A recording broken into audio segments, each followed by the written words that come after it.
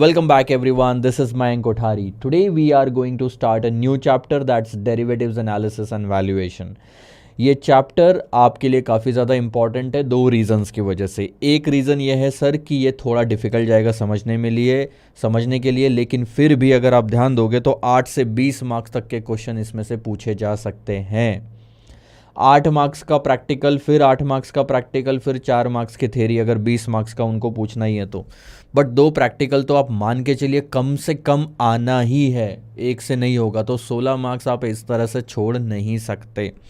दूसरी बात, मैं कोई डरा रहा हूँ नहीं सर, ये चैप्टर में बहुत सारे फॉर्मूलेज हैं, नहीं सर। कैलकुलेशन ईजी जाएगा, यस सर। कॉन्सेप्ट अगर आपको समझ गया तो कैलकुलेशन वाला पार्ट ज़्यादा नहीं है सर, कम है कम है। एक दूसरा, ये आप सोचोगे कि sir derivatives analysis and valuation real life से कनेक्टेड नहीं है, बिल्कुल भी गलत बात है। ये बिल्कुल ही गलत बात है। इनफैक्ट ये रियल लाइफ से बहुत ज़्यादा कनेक्टेड है। सिर्फ एक प्रॉब्लम है कि हम जैसे बच्चे, जैसे कि आप हो गए, अभी तक जिस स्टेज पे आप आए हो, जैसे पहले 10th कंप्लीट करी, फिर 12th कंप्लीट करी, इंटर, फाउंडेशन, फाइनल तक आए हो, तब तक आपको इस चीज़ की ज़रूरत ही नहीं थी। ये मोस्टली काम आता है बिजनेस वालों के लिए या जिनके पास में सरप्लस पैसा लाखों करोड़ों में पड़ा होगा उनके लिए, क्योंकि इस यहाँ पे ना गेम खेला जाता है, पैसों का गेम खेला जाता है। ठीक है, तो ये अभी तक आपके इसलिए काम नहीं आई, इसलिए आपने कभी सुना नहीं। मोस्ट ऑफ द पॉपुलेशन इस चीज़ में इतने आसानी से नहीं घुसती क्योंकि रिस्की होता है सर। ये मैं बताऊंगा कैसे रिस्की होता है। पर क्या ये रियल है सर? जो भी हम चीज़ सीखेंगे एग्जैक्टली रियल है। मैं आपको प्लेटफॉर्म पे इन सब चीज़ों के बारे में बताऊंगा भी। ठीक है, एक चीज़ क्लियर हो गई, मार्क्स क्लियर हो गए, चैप्टर इंपॉर्टेंट है, छोड़ के नहीं जा सकते। दूसरी बात, सर डेरिवेटिव्स और कुछ ही नहीं, पोर्टफोलियो मैनेजमेंट वाले चैप्टर का एक्सटेंशन है। पोर्टफोलियो मैनेजमेंट में जो आपने सीखा, जहां तक आपने सीखा, उसके आगे हम बढ़ेंगे इस चैप्टर में, डेरिवेटिव्स एनालिसिस एंड वैल्यूएशन। और इसके आगे हम बढ़ेंगे एक और चैप्टर में जो कि है इंटरेस्ट रेट रिस्क मैनेजमेंट। इसके बाद हम ये लेंगे चैप्टर और उसके बाद हम 9th और 10th वाला लेने वाले। ठीक है, तो डेरिवेटिव्स एनालिसिस एंड वैल्यूएशन क्या है, कॉन्सेप्ट के अंदर क्या क्या चीज़ें आती है, और सारे क्वेश्चन हम एक एक करके लेंगे। स्टार्टिंग का लेक्चर थोड़ा लंबा रहेगा क्योंकि हम उसमें बहुत सारी चीज़ें सीखेंगे, यानी एक वर्ड हमें सीखना पड़ेगा क्योंकि ऑल टुगेदर एक नया वर्ल्ड है ये। ठीक है, एक नया वर्ल्ड होने की वजह से इसमें क्या क्या होता है, मतलब पानी को वाटर कहा जाता है, और यहाँ कदम रखने से ये होता है, ये लाइट जो आती है, वो बटन जो होता है, ये मतलब जो बेसिक चीज़ें हम, एक छोटा बच्चा सीखना शुरू करता है जब वो पैदा होता है, वैसे ही हमें यहाँ पे सीखना पड़ेगा। ठीक है सर, आइए अब बात करते हैं चैप्टर की, जो कि है derivatives analysis and valuation. Analysis और वैल्यूएशन वाला पार्ट तो हम देखेंगे ही। सबसे पहले मतलब जान लेते हैं कि सर डेरिवेटिव्स का क्या होता है। वर्डिंग्स को थोड़ा सा ध्यान देना।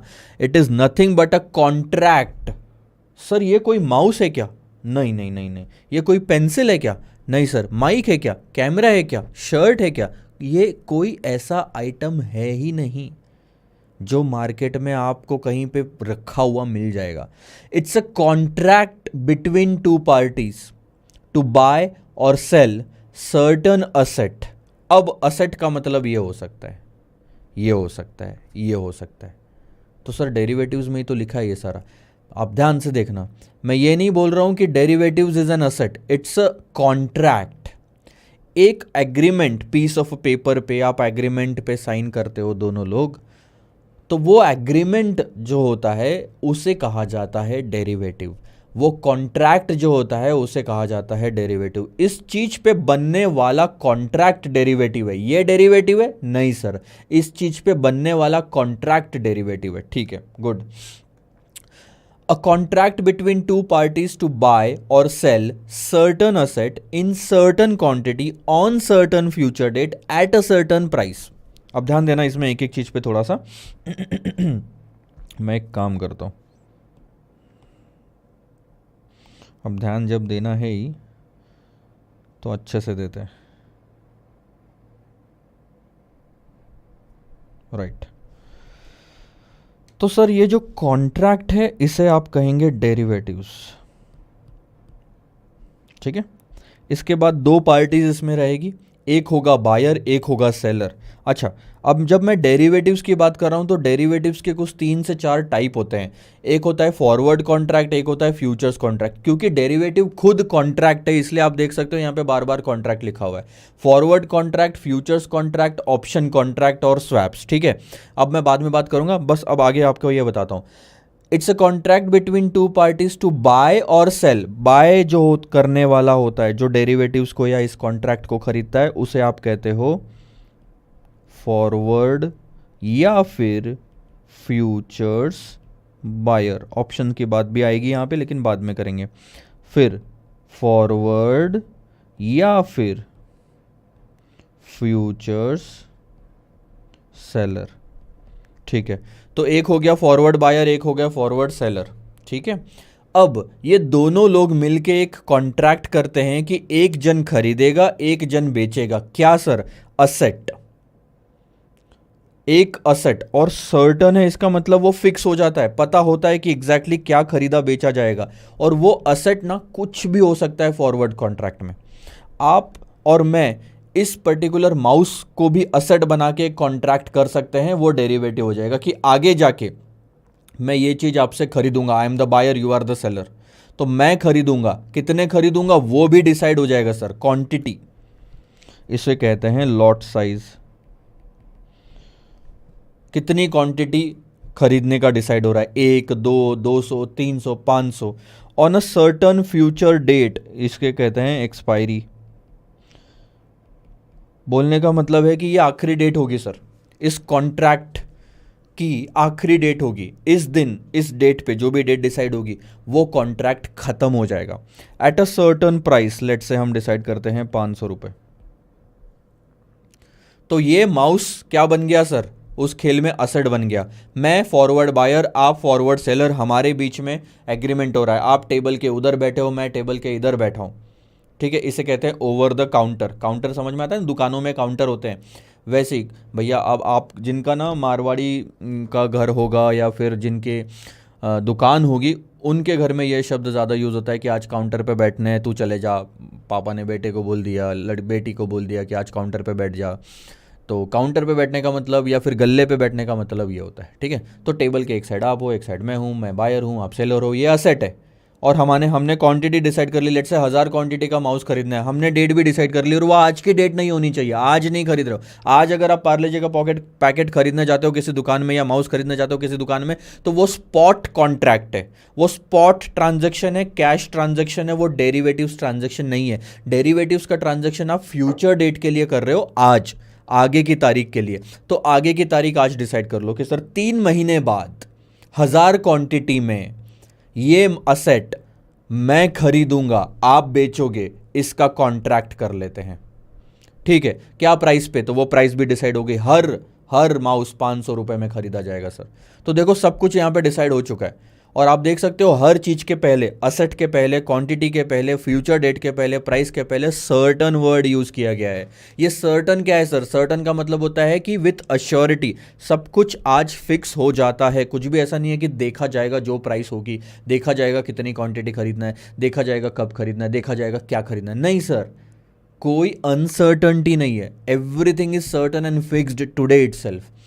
सेटलमेंट होगा 3 महीने बाद ही, जो एक्सपायरी डेट आ रही है, लेकिन ट्रांजैक्शन आज हो जाएगा, उसे कहा जाता है डेरिवेटिव्स। अब क्वेश्चन ये आता है कि सर ये ऐसा क्यों करते हैं हम? 3 महीने बाद ही अगर मुझे माउस खरीदना है 1000 क्वांटिटी में, तो 3 महीने बाद आऊंगा और 3 महीने बाद माउस खरीद के ले जाऊंगा स्पॉट मार्केट में, कैश मार्केट में। फिर डेरिवेटिव्स मार्केट में आज क्यों ट्रांजैक्शन करने की जरूरत है? सिर्फ उसका एक रीजन है, अगर मुझे सही में माउस खरीदना है तो सिर्फ उसका एक रीजन है कि मैं नहीं चाहता कि उस दिन पे जो मार्केट में प्राइस होगी, उस महंगी प्राइस पे मैं वो माउस खरीदूं। आज मुझे लग रहा है कि ये माउस को मैं 500 रुपए में 3 महीने बाद खरीदने के लिए फिक्स कर सकता हूं। मैं जब रियलिटी में कैश मार्केट में जाऊंगा 3 महीने बाद, तो मुझे लग रहा है कि इसकी कीमत बढ़ चुकी होगी, 700 रुपए हो चुकी होगी, और मैं 700 रुपए देने के लिए तैयार नहीं हूं। आज खरीदना भी नहीं है मुझे, पैसे ही नहीं है मेरे पास, मैं आज तो कहां से खरीदूंगा? 3 महीने बाद मुझे खरीदना है, लेकिन मैं 700 में नहीं खरीदना चाहता, जो मुझे लग रहा है उस दिन प्राइस हो जाएगी। इसलिए आज कॉन्ट्रैक्ट कर रहा हूं, ताकि मैं अपना रिस्क, अपना लॉस कम कर सकूं, हटा सकूं। मेरा लॉस खत्म। 500 रुपए में मैं रेडी था खरीदने के लिए, आज मैंने फिक्स कर लिया वो चीज। अब उस दिन मार्केट में कुछ भी प्राइस हो, मुझे क्या लेना देना, मुझे क्या लेना देना, मैं तो फिक्स करके बैठ चुका था 3 महीने पहले ही। मैं 3 महीने बाद जाऊंगा, 500 के हिसाब से पेमेंट करूंगा, सारे माउस घर पे लेके आ जाऊंगा, सामने वाला दे देगा क्योंकि वो भी एग्री कर चुका था 3 महीने बाद में। This is called as a forward contract, जो कि डेरिवेटिव्स का एक टाइप होता है। ठीक है सर, हमारे सिलेबस में जो आप चीज़ देखोगे उसमें जो ये असेट है ना, असेट की जो हम बात कर रहे हैं, वो असेट 3 से 4 तरीके का ही दिखेगा आपको। माउस तो मैंने अपने इजी तरीके से समझाने के लिए बोल दिया था, पर आपको जो असेट दिखेगा वो होगा इक्विटी, इंडेक्स, कमोडिटी या करेंसी। ये जो करेंसी वाला टॉपिक आप देखोगे ना, करेंसी डेरिवेटिव्स, ये हम देखेंगे फॉरेक्स वाले चैप्टर में, तो अभी इसका डिस्कशन नहीं करेंगे। वापस आपको आएगा ये डेरिवेटिव्स वाला part, forward, future, option, swap, कौन से चैप्टर में सर? करेंसी यानी फॉरेक्स वाले चैप्टर में। ठीक है सर, तो एटलीस्ट इक्विटी और इंडेक्स और कमोडिटी तो इस चैप्टर में देखेंगे ना सर? एग्जैक्टली हम देखेंगे। कमोडिटी थोड़ी कम देखेंगे, 1 2 3 4 क्वेश्चन है। मोस्टली ध्यान देना, most of the questions are based on equity derivative and index derivative. ठीक है सर, अब बात करते हैं इक्विटी और इंडेक्स डेरिवेटिव्स क्या होता है। देखो बहुत ही सिंपल सी बात है, आप टीसीएस का शेयर अगर आज खरीदना चाहते हो, टाटा कंसल्टेंसी सर्विसेज, रिलायंस समझ लो, चलो ये समझ आता है, तो रिलायंस का शेयर अगर आप आज खरीदना चाहते हो, स्पॉट मार्केट में जाइए, कैश मार्केट में जाइए, खरीद लीजिए। सर ये मार्केट कहाँ मिलेगा? अरे ऑनलाइन आप खरीद सकते हो तुरंत के तुरंत, उसे स्पॉट मार्केट ही कहा जाता है। जहाँ पे आज आपको पैसा पूरा देना पड़ गया वो स्पॉट मार्केट हो गया। आज मैं पार्ले जी के बिस्किट खरीदने चले जाऊँ, मैं हाइड एंड सीक खरीदने चले जाऊँ, स्पॉट मार्केट हो गया। घर पे लेके आ गया, पूरा पैसा दिया, बिस्किट भी लेके आ गया, असेट एक्चुअल में खरीदा है मैंने। ठीक है, पर ध्यान देना, मैं आज नहीं खरीदना चाहता सर, मैं आज से ठीक 3 महीने बाद खरीदना चाहता हूँ, लेकिन मुझे लगता है कि डर है यहाँ पे कि प्राइसेस बढ़ जाएगी, इसलिए मैं आज फिक्स करना चाहता हूँ, इसलिए मैं डेरिवेटिव्स खरीदता हूँ, डेरिवेटिव्स का कॉन्ट्रैक्ट करता हूँ, मतलब मैं आज कॉन्ट्रैक्ट कर रहा हूँ सिर्फ। तो ये हो गया।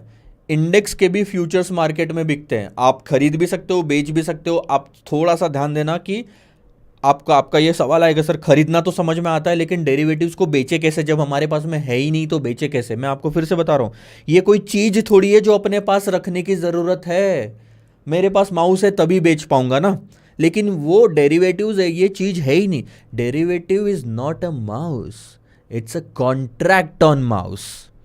तो कॉन्ट्रैक्ट तो कोई भी खरीद बेच सकता है, कॉन्ट्रैक्ट के लिए चीज़ होने की ज़रूरत नहीं। कॉन्ट्रैक्ट तो उस टाइम पे बनाया जाता है जब एक्चुअल में बायर और सेलर आते हैं एक दूसरे के पास में, उसके पहले तो वो चीज़ एग्जिस्ट करती नहीं ना, राइट? तो आप बेच भी सकते हो कोई चीज़, आप सेल भी कर सकते हो। So basically what happens is, आप इन असेट को किसी फ्यूचर डेट में खरीदने या बेचने का डिसाइड करते हो आज, क्वांटिटी आज, प्राइस आज, डेट आज, बायर सेलर आज, सेटलमेंट फ्यूचर डेट पे। ठीक है, इतना समझ आया? अब ये सारा जो कॉन्ट्रैक्ट है उसकी एक आखिरी तारीख होती है, वो एक्सपायरी डेट, उसके बाद ये कॉन्ट्रैक्ट खत्म हो जाता है और फिर कभी वापस नहीं आता सर। आपको नया ही कॉन्ट्रैक्ट बनाना पड़ेगा, जो भी आपको करना होगा उसके लिए। तो ये एक चीज़ का ध्यान रखें, एक्सपायरी डेट के पहले या एक्सपायरी डेट तक उस कॉन्ट्रैक्ट को ख़त्म कर दे।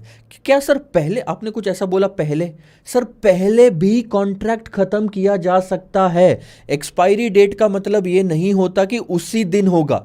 हाँ, एक्सपायरी डेट, अच्छा फॉरवर्ड कॉन्ट्रैक्ट में क्या होता है, उसी दिन आखिरी दिन सेटल होता है। लेकिन फ्यूचर्स कॉन्ट्रैक्ट अगर आज आपने बनाया 3 महीने का, आज आपने खरीदा 3 महीने का, इसका मतलब होता है कि इन 3 महीने में कभी भी आप दूसरी पोजीशन लेके, अपोजिट पोजीशन लेके कॉन्ट्रैक्ट को खत्म कर सकते हैं। आज बेचा, आज खरीदा है, कल बेच दो। 3 महीने का फ्यूचर खरीदा, 3 महीने का फ्यूचर बेच दो, यहां पे कहानी खत्म। वही फ्यूचर को बेच दो। प्राइसेस रोज बदलती जाती है सर, एक चीज का ध्यान रखना। तो ये हो गई सारी कहानी आपकी कि डेरिवेटिव्स क्या होता है। Derivative is a contract. ठीक है, अब थोड़ा सा हम मार्केट के में यहाँ पे अंदाज़ा लेंगे ना कि क्या होता है। अब देखो बहुत ही सिंपल सी चीज़ बताता हूँ, ये है पोर्टफोलियो। अब ये पोर्टफोलियो में आप जाते हो ट्रेड नाउ में, ट्रेड नाउ में आपको यहाँ पे सेगमेंट दिखता है, सेगमेंट यानी कि मार्केट। ये है नेशनल स्टॉक एक्सचेंज, ये है बॉम्बे स्टॉक एक्सचेंज। आपको कोई शेयर कैश मार्केट में, स्पॉट मार्केट में बोलो या कैश बोलो या रियलिटी में कोई शेयर खरीदना है तो यहाँ से खरीदो। जैसे मैंने डाल दिया आईसीआईसीआई बैंक, तो देखो आईसीआईसीआई बैंक का शेयर मैं खरीद सकता हूँ 838 रुपीज़ में। आज एक्चुअली सैटरडे है तो कोई प्राइसेस चेंज होते हुए दिखेगी नहीं, मार्केट बंद है। तो आईसीआईसीआई बैंक का मैं शेयर एनएससी स्टॉक एक्सचेंज से खरीद सकता हूँ 838 रुपीज़ का। ठीक है, यहाँ मुझे बाय सिलेक्ट करना पड़ेगा, क्वांटिटी सिलेक्ट करना पड़ेगा, ये सब का पॉसिबल मंडे को, आज नहीं। ठीक है, तो और मैं ख़रीद सकता हूँ। ठीक है सर, मैं यही शेयर बीएससी में अगर होगा तो मैं ख़रीद सकता हूँ। पर अब आ जाओ आप उसके बाजू वाले टैब में, आप देखो ये है एनएससी का फ्यूचर्स एंड ऑप्शन का सेगमेंट, उसके बाद एनएससी का करेंसी का सेगमेंट CURR, एमसीएक्स का करेंसी का सेगमेंट, वो अलग एक्सचेंज हो गया, और एमसीएक्स का फ्यूचर्स एंड ऑप्शन का सेगमेंट। तो आप देख रहे हो यहाँ पे अलग अलग स्टॉक एक्सचेंज के अलग अलग डेरिवेटिव्स के सेगमेंट है। ये बीएससी के बाद जितना भी आपको दिया है वो सारा का सारा डेरिवेटिव्स का सेगमेंट है। तो अगर आपको फ्यूचर्स खरीदना है, फॉरवर्ड खरीदना है, तो आप यहाँ आओगे सर। ठीक है, ये जो दूसरा पार्ट में बता रहा था फ्यूचर्स कॉन्ट्रैक्ट, तो उसके लिए आप यहाँ आते हो। अब इसकी बात मैं तब करूँगा जब हम फ्यूचर स्टार्ट करेंगे। अभी मैं आपको एक एग्जांपल प्यारा सा बताता हूँ फॉरवर्ड कॉन्ट्रैक्ट का। अच्छा, इसके पहले एक और चीज़ बताता हूँ। ध्यान देना कि फॉरवर्ड और स्टॉक मार्केट और डेरिवेटिव मार्केट में डिफरेंस क्या है। अब थोड़ा सा इस चीज़ को ध्यान से देखो। अगर आप एक्चुअल में कोई चीज़ का कोई असेट खरीदना चाहते हैं, यानी कि शेयर खरीदना चाहते हैं, लेट से हम अडानी एंटरप्राइजेस का शेयर खरीदना चाहते हैं, सिंपल सी भाषा में रखने के लिए मैंने बोला कि यार आज की प्राइस 100 रुपये है मार्केट में और मैं खरीदना चाहता हूँ, तो कितने पैसे देने पड़ेंगे सर? कैश आउटफ्लो 100 रुपये का होगा। 100 रुपये की चीज़ खरीदने के लिए 100 रुपये का कैश आउटफ्लो। लेकिन एक साल बाद में, एक साल या एक महीने बाद में मैं उसे बेच देता हूँ। बेचने के दिन उसकी प्राइस थी 120 रुपये की, तो मेरे हाथ में कितना आ जाएगा? 120। सर ये क्या बेवकूफ़ी है? मतलब आप बार बार क्यों लिख रहे हो? 100 रुपये का अगर चीज़ खरीदना है तो 100 ही तो देने पड़ेंगे ना, और 120 में बेचा तो 120 ही मिलेंगे। एग्जैक्टली राइट, आप सही बोल रहे हो। ठीक है, तो यहाँ पे अपना रिटर्न कितना हो गया? रिटर्न कितना हो गया? अगर हमें रिटर्न निकालने की नौबत आती है तो मैंने इन्वेस्टमेंट जो करा वो डिनोमिनेटर में रख लूँगा और जो मुझे रिटर्न मिला वो न्यूमरेटर में रख लूँगा। तो क्या मैं बोल सकता हूँ मेरा रिटर्न 20% का हो गया मेरे इन्वेस्टमेंट पे? बहुत सही सर। अब आते हैं डेरिवेटिव्स मार्केट में। डेरिवेटिव मार्केट में क्या होता है? लेट से अडानी एंटरप्राइजेस का ही मैं डेरिवेटिव यानी कि फ्यूचर्स खरीदना चाहता हूँ। ठीक है, फ्यूचर्स खरीदना चाहता हूँ, इसका मतलब मैं आज कॉन्ट्रैक्ट कर लेता हूँ। ध्यान देना मेरी बात पे। यहाँ पे मैंने शेयर खरीदा, यहाँ मैं उसके ऊपर कॉन्ट्रैक्ट खरीद रहा हूँ। शेयर नहीं मिलता यहाँ पे सर। यहाँ शेयर खरीदा तो ओनरशिप भी मिलेगी, यस सर, तो डिविडेंड भी मिलेगा, यस सर। बट यहाँ आप ना शेयर खरीदते हो, ना ओनरशिप मिलती है, ना डिविडेंड मिलता है। ठीक है, आपने एक कॉन्ट्रैक्ट किया कि आप अडानी का शेयर 100 रुपये में खरीदोगे।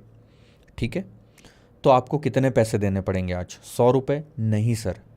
डेरिवेटिव्स मार्केट में एक्सचेंज को पता है कि वैसे भी आप ये शेयर नहीं खरीद सकते, आप तो सिर्फ इसके प्राइस के ऊपर खेल रहे हो। जो भी ऊपर नीचे प्राइस होगी सिर्फ उतना ही प्रॉफिट या लॉस होगा। तो एक्सचेंज बोलता है कि फिर पूरा पैसा ले ही क्यों, क्योंकि पूरी वैल्यू तो जाएगी नहीं कभी। एक महीने के अंदर में क्या चांसेस है कि 100 रुपये से 0 रुपये हो जाएगी अडानी की प्राइस? नहीं होगी। तो सबसे पहले स्टॉक एक्सचेंज, जो भी एक्सचेंज होता है, वो क्या करता है कि उस पर्टिकुलर शेयर में निकालता है कि एक महीने में नुकसान ज़्यादा से ज़्यादा कितना हो सकता है। ये जो नुकसान हो सकता है ये सिस्टम से निकलता है, स्पैन सिस्टम कहते हैं इसे, SPAN। आपने वार का कॉन्सेप्ट पढ़ा ही होगा रिस्क मैनेजमेंट में। तो वहाँ से ये लोग पता लगा लेते हैं कि भैया ये 100 रुपये का शेयर एक महीने में ज़्यादा से ज़्यादा 25% गिर सकता है। तो बायर को कैश आउटफ्लो में इनिशियल मार्जिन ही डिपॉजिट कराना पड़ता है। एक्सचेंज क्या करेगा? जितना ज़्यादा से ज़्यादा नुकसान हो सकता है उतना मार्जिन सेट कर देता है, और एक्सचेंज बोलता है कि देखो 100 रुपये की चीज़ का कॉन्ट्रैक्ट खरीदना है। ध्यान देना वर्डिंग्स पे, चीज़ नहीं खरीद रहे, कॉन्ट्रैक्ट खरीद रहे हो, तो 25% उसका जमा कराना पड़ेगा डिपॉजिट। तो 25 रुपये ही आपको देना पड़ेगा 100 रुपये की पोजीशन क्रिएट करने के लिए। आपके जेब से कितने गए? 25 रुपये। पोजीशन कितने की क्रिएट हुई? 100 रुपये की। यहाँ पे भी सेम हुआ था, लेकिन 100 के 100 पूरे देने पड़े थे क्योंकि पूरी चीज़ आप खरीद रहे थे। ठीक है, यहाँ लेकिन 100 के जगह 25 देने पड़े। ठीक, एक महीने बाद में आपने वो चीज़ बेच दी। वो चीज़ बेची? नहीं सर, आपने उस चीज़ का कॉन्ट्रैक्ट बेच दिया। जो खरीदा था वो कॉन्ट्रैक्ट था, तो जो बेचोगे वो भी कॉन्ट्रैक्ट ही बेचोगे। फॉरवर्ड खरीदा, फॉरवर्ड बेचो। फ्यूचर्स खरीदा, फ्यूचर्स बेचो। डेरिवेटिव्स खरीदा, डेरिवेटिव्स बेचो, तब जाके वो चीज़ क्लोज होती है। ठीक है सर, 120 में बेचा, फ़ायदा हुआ कितने का? 20 का। तो एक्सचेंज क्या करेगा? आपके मार्जिन अकाउंट में जो जमा किया हुआ पैसा था, एक तरह से सिर्फ डिपॉजिट था, उस मार्जिन अकाउंट में प्रॉफिट और लॉस को एडजस्ट कर देगा। इस केस में आपका प्रॉफिट हुआ है 20 रुपए का, तो 25 रुपए में 20 रुपए ऐड करके वो आपको 45 रुपए वापस दे देगा। आप अब ध्यान देना, सेम प्राइस है 100 और 120 और 100 और 120, लेकिन अगर आप अब रिटर्न कैलकुलेट करोगे तो देखना कितना वेरिएशन आता है। आपने तो इन्वेस्टमेंट 25 रुपए का ही किया था और आपको जो फायदा हुआ वो है 45 माइनस 25। हुआ तो फायदा 20 रुपए का ही, यहां पे भी 20 का भी, वहां पे भी 20 का ही, क्योंकि प्राइसेस तो 100 और 120 ही थी, लेकिन इन्वेस्टमेंट जो किया गया था वो कम था डेरिवेटिव्स में। तो अब आपका यहां जो प्रॉफिट दिखेगा वो 80% का दिखेगा सर। 80% आपने कमाया सेम चीज पे, जहां पे ये लोग 20% कमा रहे थे। तो मुद्दा क्या है सर? बात यह है कि अगर आपको एक्चुअल में इस माउस में कोई इंटरेस्ट नहीं है, सिर्फ इसकी बढ़ती और गिरती प्राइस में इंटरेस्ट है, आप सिर्फ फायदे या नुकसान के लिए आ रहे हो, नुकसान के लिए कोई आता नहीं बट बोला जाता है, फायदा नुकसान देख रहे हो सिर्फ, तो आप डेरिवेटिव्स मार्केट में डील करो। इसमें डील करके कोई मतलब नहीं है। असेट घर पे ले जाओ फिर बेचो, क्या मतलब है इस चीज़ का? ठीक है, जैसे वो रियल एस्टेट नहीं होता, रियल एस्टेट में कोई प्लॉट है मान लो, तो मैं प्लॉट खरीदता हूँ पूरे 3 करोड़ का और फिर मैं प्लॉट 1 साल बाद बेचता हूँ 4 करोड़ में, या 3 करोड़ 20 लाख में बेच देता हूँ। 1 साल में एकदम 25% बढ़ेगा, उसके चांसेस कम है। 3 करोड़ में खरीद के 3 करोड़ 20 लाख में भी अगर मैं बेच देता हूँ तो मेरा फ़ायदा कितना? 20 लाख का हो गया, बराबर है। लेकिन 20 लाख का फ़ायदा 3 करोड़ पे हुआ, रिटर्न कितना आया सर मेरे को? 1 2 3 4 5 6 7, 20 डिवाइडेड बाय 300, 6.667%। ठीक है, वही अगर मुझे प्रॉपर्टी में कभी इंटरेस्ट था ही नहीं तो मैं उस प्रॉपर्टी का ब्रोकर बन जाता। ब्रोकर ही बनना ना, प्रॉपर्टी की ओनरशिप क्यों ली? समझ रहे हो? आप ब्रोकर बन जाओ। आप उसी 1 साल में, सिर्फ ध्यान देना मेरी बात को, आप उसी 1 साल में ब्रोकरेज का काम करो और उस प्रॉपर्टी को बिकवा के दिखा दो। आपका पेट्रोल लगा, आपका ऑफिस लगा, आपने बहुत सारे चक्कर मारे, आपने 100 क्लाइंट को प्लॉट दिखाया, तो कुछ इन्वेस्टमेंट तो लगा ही होगा आपका। ठीक है, अब इन्वेस्टमेंट के तौर पे मान लेते हैं आपका खर्चा हुआ होगा ज़्यादा से ज़्यादा क्या 20,000 50,000 रुपये का मैक्सिमम खर्चा होता है। ठीक है सर, 20-50 हज़ार का मैक्सिमम खर्चा हो गया। अब आपने प्लॉट बेच दिया 1 साल में, यू आर सक्सेसफुल। आपने इस केस में भी खरीद के बेचा था, ध्यान देना मेरी बात पे। इस केस में भी जब आपने खरीदा प्लॉट तो 3 करोड़ का खरीदा, ओनरशिप ली, ओनरशिप जहां मिलती है उसको स्पॉट और कैश मार्केट कहते हैं। ओनरशिप ली, प्लॉट आपने रजिस्ट्री फजिस्ट्री सब कराया 3 करोड़ में, और 1 साल बाद वो प्लॉट बेच दिया आपने 3 करोड़ 20 लाख का। कितना अप्रिशिएट हो जाएगा? ठीक है, तो 20 लाख, चलो 30 लाख का भी बेचा होगा आपने, तो 30 लाख का आपको फ़ायदा हुआ। अगर आप रिटर्न निकालोगे तो वो 10% का रिटर्न आता है। मानते हो बात को? ठीक है, तो इसका मतलब आपके पास 3 करोड़ रुपए थे ना। अब वही प्लॉट, अगर आपको एक्चुअल में इंटरेस्ट था ही नहीं प्लॉट में, आप सिर्फ उसकी प्राइस पे खेल रहे थे, तो मेरा ये कहना है आप प्लॉट मत खरीदो, ओनरशिप मत लो।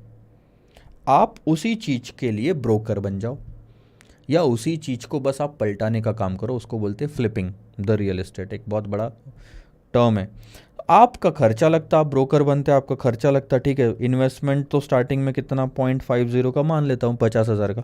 बट आप जब उस चीज़ को बेचते, ध्यान देना, तो आपको 1% कमीशन कम से कम मिलता। तो 3 करोड़ पे 1% 3 लाख रुपए होते, तो आपका कमाई कितनी आती? 3 लाख की आती। फ़ायदा कितने का सर? 2.5 लाख का। कितने पे सर? 50,000 पे। 50,000 से ज़्यादा आपका क्या उसमें वो लगेगा, पेट्रोल पानी। मैं सिर्फ उस प्लॉट की बात कर रहा हूँ। आप बार बार जाओगे, दिखाओगे, ये वो सब कमीशन। तो ऐसे केस में 2.50 इंटू 0.50, 500% इंटरेस्ट है आपका, रिटर्न है सर, 500% रिटर्न। अब आपके पास में सच में 3 करोड़ रुपए है, ध्यान देना मेरी बात पे। अगर आपके पास में सच में 3 करोड़ रुपए है तो आप बंदे बिठाओ अपने यहाँ पे, ब्रोकरेज फर्म खोल लो और हर एक को भेजो गाड़ी ले लेके। खर्चा, इन्वेस्टमेंट थोड़ा और बढ़ जाएगा, और क्या, 50,000 की जगह पर आप 1 लाख का ले लो ऑन एन एवरेज, तो भी आपका रिटर्न तो देखो। 1 लाख पे अगर आपको वापस 3 लाख भी मिलते हैं तो 2 लाख का प्रॉफिट, 200% प्रॉफिट होता है वो। ठीक है, ये कब, अब आप देखना ध्यान से, जब आप ब्रोकर थे तब क्या ओनरशिप आई थी आपको प्लॉट की, लेकिन फिर भी आपने प्लॉट बेचा, आप यही बोलते हो कि मैंने प्लॉट बिकवाया। ओनरशिप आई थी क्या? नहीं आई थी आपके पास में। यहाँ ओनरशिप आई थी सर, यहाँ पूरा पैसा देना पड़ा, वहाँ पूरा पैसा देना पड़ा नहीं सर, सिर्फ 50,000 रुपये का खर्चा आया। सेम चीज़ तो यहीं पे मैं बोल रहा हूँ कि यहाँ ओनरशिप मिलती है, यहाँ पूरा पैसा देना पड़ता है, ठीक है, और वहाँ ओनरशिप नहीं मिलती, वहाँ सिर्फ एक कॉन्ट्रैक्ट होता है कि आज अगर शुरू किया तो कभी ना कभी वो ख़त्म होना ही है। फ़ायदे में हो सकता है, नुकसान में हो सकता है, ये भी पॉसिबल है यहाँ पे तो ये पॉसिबल है। नुकसान की बात भी मैं करूँगा चलो थोड़ी देर में। तो वहाँ पे आपका पैसा कम इन्वेस्ट होता है, तो उसमें लिवरेज का बेनिफिट आप ले सकते हो, यहाँ लिवरेज का बेनिफिट नहीं ले सकते। अब आपको बहुत बढ़िया बढ़िया तो दिखा दिया मैंने, निगेटिव साइड बताता हूँ। यहाँ तो 20% का रिटर्न था, वहाँ 80% का रिटर्न था। जब प्रॉफिट हो रहा है तो दोनों में 20-80 दिख रहा है, लॉस भी दोनों में 20-80 दिखेगा, यानी कि उधर लॉस भी ज़्यादा हो सकता है। अगर गलती से वही पर्टिकुलर जो शेयर है वो 120 की जगह 80 रुपये चला गया होता तो 20 रुपये का नुकसान होता 25 रुपये के इन्वेस्टमेंट में, दैट्स 80% ऑफ द लॉस। क्या कर लेते? लॉस का पार्ट भी उतना ही है। तो अल्टीमेटली एक ही चीज़ काम करती है, higher the risk higher the return. उधर रिस्क ज़्यादा था तो रिटर्न भी ज़्यादा दिखा आपको, लेकिन लॉस भी ज़्यादा हो सकता है। इस केस में भी ये चीज़ पॉसिबल है। यहाँ 3 करोड़ इन्वेस्ट करके कम से कम आपकी ओनरशिप तो हो गई, 3 करोड़ के नीचे वो प्लॉट कभी नहीं बिकेगा, तो लॉस तो कभी नहीं होने वाला उस केस में। लेकिन उधर देखो, वो 50,000 रुपये मेहनत करने के बाद में भी साल भर में अगर प्लॉट नहीं बिकता तो पूरा 100% लॉस होता। मान रहे हो? तो प्रॉफिट ज़्यादा दिख रहा है आपको 500% का, लेकिन लॉस भी उधर में बहुत ज़्यादा है। तो ये चीज़ का थोड़ा सा ध्यान रखना है हमने। आपको डिफरेंस समझ में आया ना? उसी चीज़ को अगर सिर्फ कॉन्ट्रैक्ट के तरह खरीदा बेचा जाए, एक्चुअल में ओनरशिप कभी नहीं आएगी, उसे डेरिवेटिव्स मार्केट कहते हैं। ठीक है सर, यहाँ से आपकी कहानी ख़त्म हुई। अब मैं एक और चीज़ बता रहा हूँ, let's discuss about the forward contract और हेजिंग की बात करेंगे यहाँ पे अब हम। पहला पार्ट है, ठीक है। अब यहाँ पे मान लो अडानी एंटरप्राइजेस का शेयर है, ठीक है, वो चल रहा है 100 रुपये में। यह है स्पॉट मार्केट। इसका मतलब सर स्पॉट मार्केट क्या होता है? स्पॉट मार्केट यानी कि अब यहाँ लिखने के लिए ऊपर नीचे लिख रहा हूँ, यानी यहाँ पे ये स्पॉट मार्केट है। यहाँ अगर अडानी का शेयर खरीदोगे तो एक्चुअल में 100 रुपये देने पड़ेंगे, और एनएससी फ्यूचर्स एंड ऑप्शन में खरीदोगे अडानी का फ्यूचर्स तो पूरे 100 देने की ज़रूरत नहीं, उस पर सिर्फ मार्जिन मनी देने की ज़रूरत पड़ेगी। ठीक है, देखेंगे उसका मतलब क्या होता है बाद में। अब क्या है प्रॉब्लम, मैं आपको बता देता हूँ, बहुत सिंपल। आपको ना एक्चुअल में ये शेयर आज नहीं खरीदना तो है, लेकिन आज नहीं खरीदना। आप खरीदना चाहते हो उसको 3 महीने बाद, लेकिन आपका एक पंगा है। अभी 3 महीने बाद खरीदना चाहते हो तो आप क्या बोलोगे, यार 3 महीने बाद आना, शेयर लेके चला जाना। लेकिन ऐसा नहीं है, अगर 3 महीने बाद आप आओगे तो उस दिन की प्राइस पे आपको शेयर खरीदना पड़ेगा, और आपकी एक्सपेक्टेशन यही है, यहीं तो सारा पंगा हो रहा है। आपकी उम्मीद ये लगी पड़ी है, एक्सपेक्टेशन ये है कि यहाँ पे शेयर वो 150 रुपये का हो जाएगा जब मैं एक्चुअल में 3 महीने बाद खरीदने जाऊँगा, और मुझे 3 महीने बाद ही खरीदना है, लेकिन 150 में नहीं खरीदना, बहुत ज़्यादा प्राइस लग रही है। तो ऐसे टाइम पे आप क्या करोगे सर? ऐसे टाइम पे आज एक फॉरवर्ड कॉन्ट्रैक्ट कर लो डेरिवेटिव्स मार्केट में। स्पॉट मार्केट छोड़ दिया आपने, आप फॉरवर्ड कॉन्ट्रैक्ट कर लो यहाँ पे। और देखो, ये जो फॉरवर्ड कॉन्ट्रैक्ट होगा ना, ये 2 लोगों के बीच होता है, ध्यान देना, 2 लोगों के बीच होगा।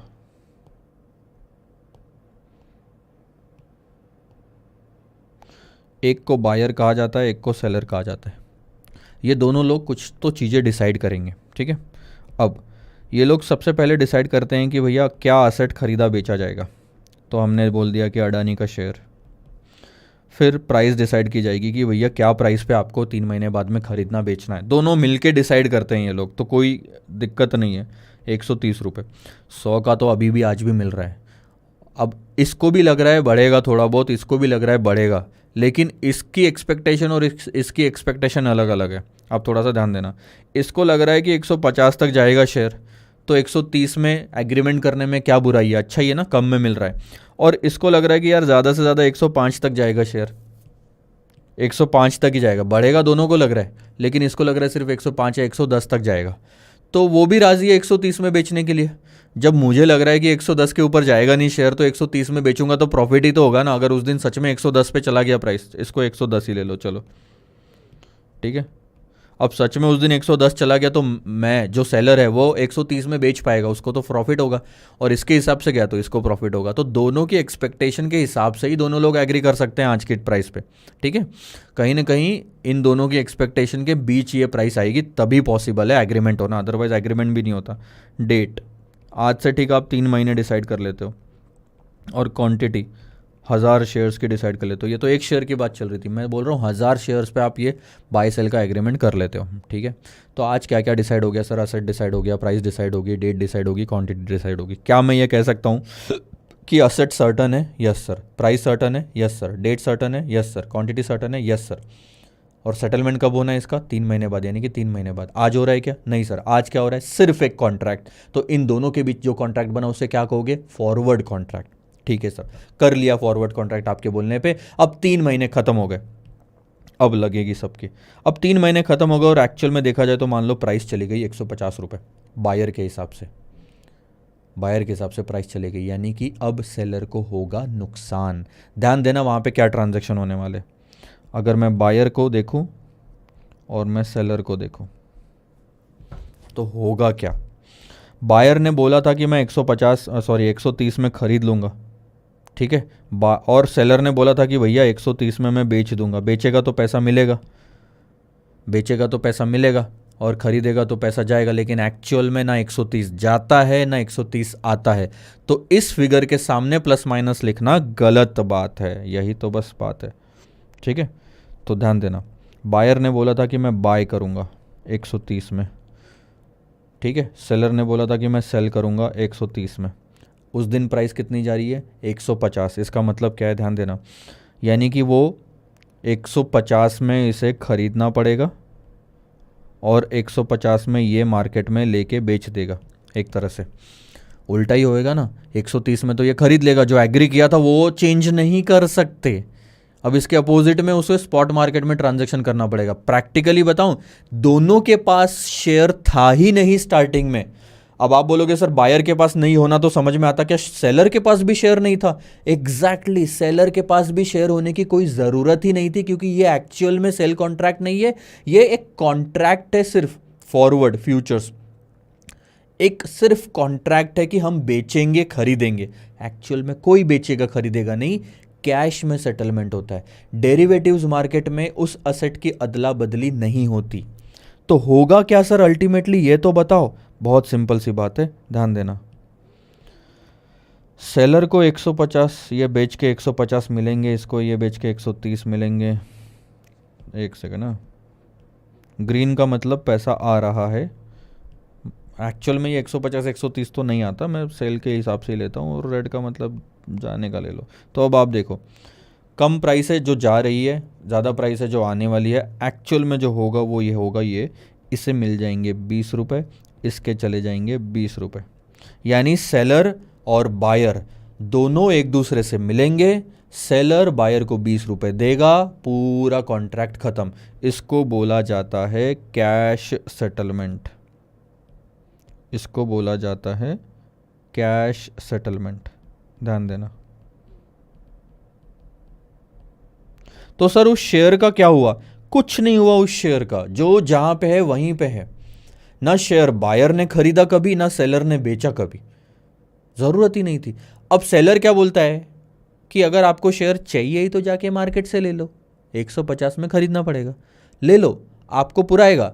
पुराएगा मतलब प्रॉफिटेबल है स्टिल। क्यों? क्योंकि 150 तो आप यहां पे दे रहे हो, लेकिन 20 यहां से मिल रहा है, तो जेब से आपके सिर्फ 130 ही जाएगा जो आपने स्टार्टिंग में डिसाइड करा था, और आपको शेयर भी मिल जाएगा। अगर आपको सच में शेयर खरीदना है तो मार्केट में जाके ही खरीदना पड़ेगा sir.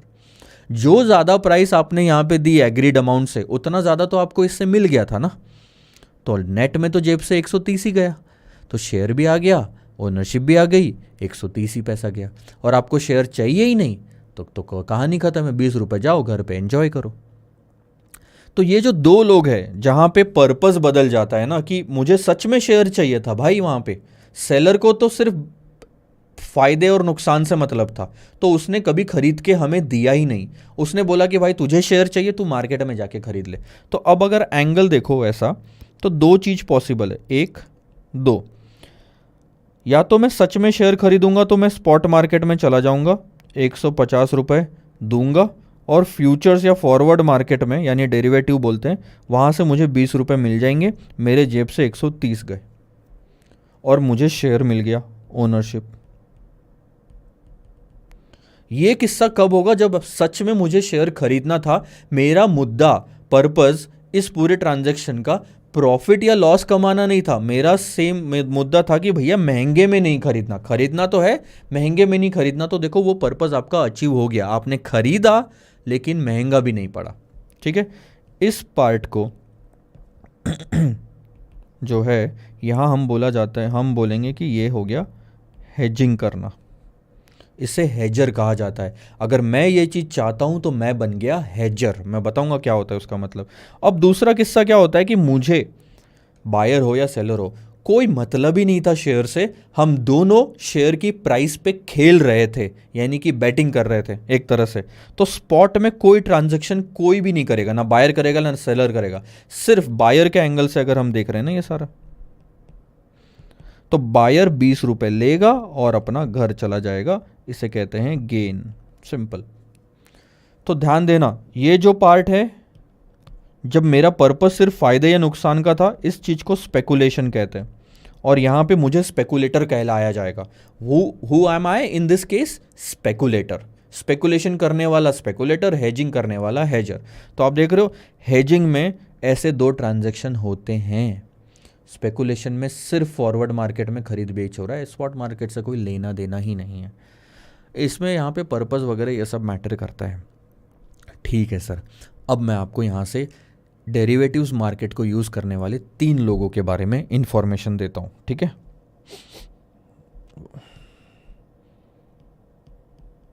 Users of derivatives.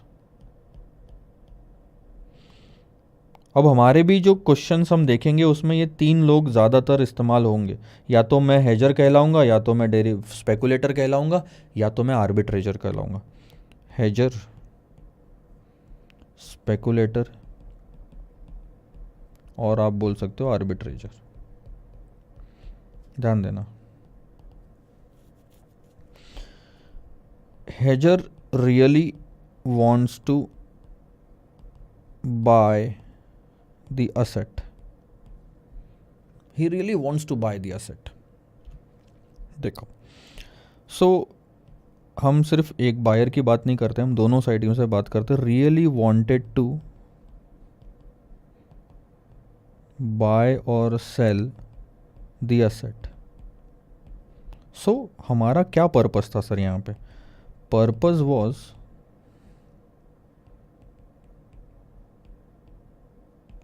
To reduce the risk of loss। ठीक है, यहाँ पे होता क्या है मैं बताता हूँ। यहाँ पे हम रिस्क नहीं लेना चाहते, क्योंकि हम चाहते हैं कि कोई नुकसान भी ना हो। लेकिन एक हिडन चीज़ यहाँ पे और होती है कि यहाँ पे फिर हमें प्रॉफिट भी नहीं होता।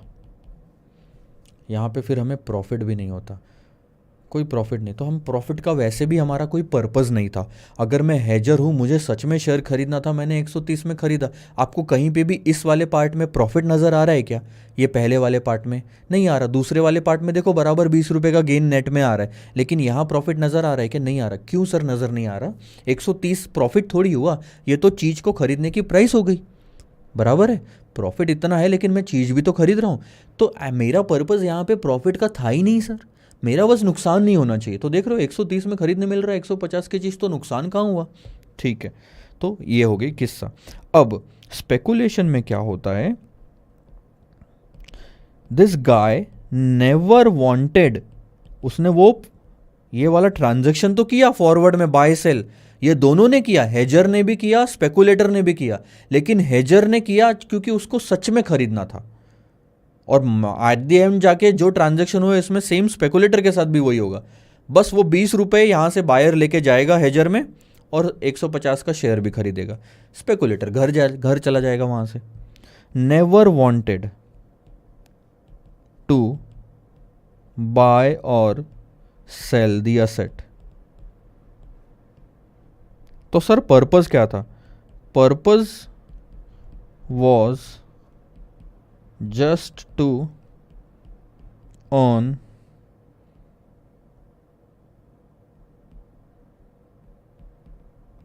money on the assets volatile prices। जो असेट की प्राइसेस ऊपर नीचे हो रही थी उस पे गेम खेल के मैं सिर्फ पैसा कमाना चाहता था। और ऐसे केस में हमेशा ध्यान रखना बहुत रिस्क होता है, प्रॉफिट भी बहुत ज़्यादा होता है, ये मैंने आपको दिखाया, लेकिन इसमें एक हिडन चीज़ होती है, हाई लॉस। लॉस भी ज़्यादा हो सकता है। आपका पर्पज़ है प्रॉफिट लॉस का तो होगा सर प्रॉफिट लॉस, आपका पर्पज़ ही नहीं है तो नहीं होगा। तो ये किस्सा समझ आया। आर्बिट्रेजर वाला पार्ट हम बाद में देखेंगे, ये चीज़ मैं आपको समझाऊंगा, बट इसके बारे में लिख लेते हैं। ये बंदा क्या करता है पता है, और ये बंदा नहीं होता, मतलब तीनों में मैं हेजर भी बन सकता हूँ, मैं स्पेकुलेटर भी बन सकता हूँ, मैं आर्बिट्रेजर भी बन सकता हूँ। तो मुझे कोई डिग्री लेने की ज़रूरत नहीं है इसकी कि कहाँ सर स्पेकुलेटर बनना है मुझे, कहाँ डिग्री मिल जाएगी, CA छोड़ो, ऐसा नहीं। मेरा पर्पज़ क्या है उस चीज़ में को डील करने का। ये सेम ट्रांजेक्शन हेजर ने भी किया, स्पेकुलेटर ने भी किया, लेकिन उनका पर्पज़ से पता चलेगा कि वो हेजर है कि स्पेकुलेटर है। ठीक है। Finds an opportunity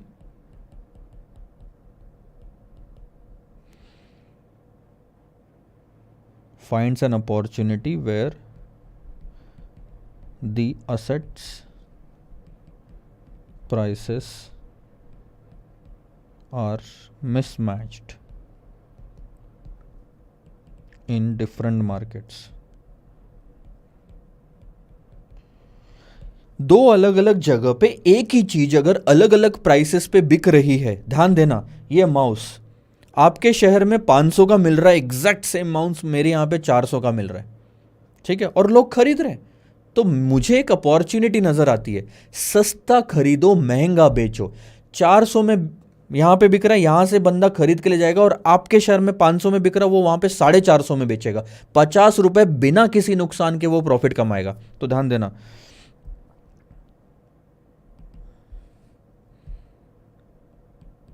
purpose is to buy cheap यानी सस्ता, sell high यानी महंगा, और उससे क्या अचीव होता है सर, नो रिस्क। कोई रिस्क ही नहीं है इसमें, क्योंकि मैं पता करके जा रहा हूं कि कहां पे कितने में बिक रहा है। लिटिल प्रॉफिट, यहां प्रॉफिट कम होता है, मैं बताता हूं क्यों। नो लॉस, और लॉस तो बिल्कुल नहीं होता, क्योंकि अगर लॉस होने वाला होता तो आर्बिट्रेजर हाथ ही खींच लेता है, बोलता है मुझे नहीं करना ये सब काम। चलो ध्यान देना। अब आप बोलते हो कि सर इसमें प्रॉफिट कम कैसा है, यहाँ देखो ये नो रिस्क वाला वहाँ आ गया, नो लॉस भी वहाँ आ गया, और थोड़ा बहुत प्रॉफिट भी आया है वहाँ पे। तो इसका मतलब क्या होता है कि जैसे आर्बिट्रेजर चालू कर देगा ये 400 से यहाँ पे खरीद के 450 में वहाँ बेचना, तो मार्केट में ट्रेंड सेट हो जाएगा।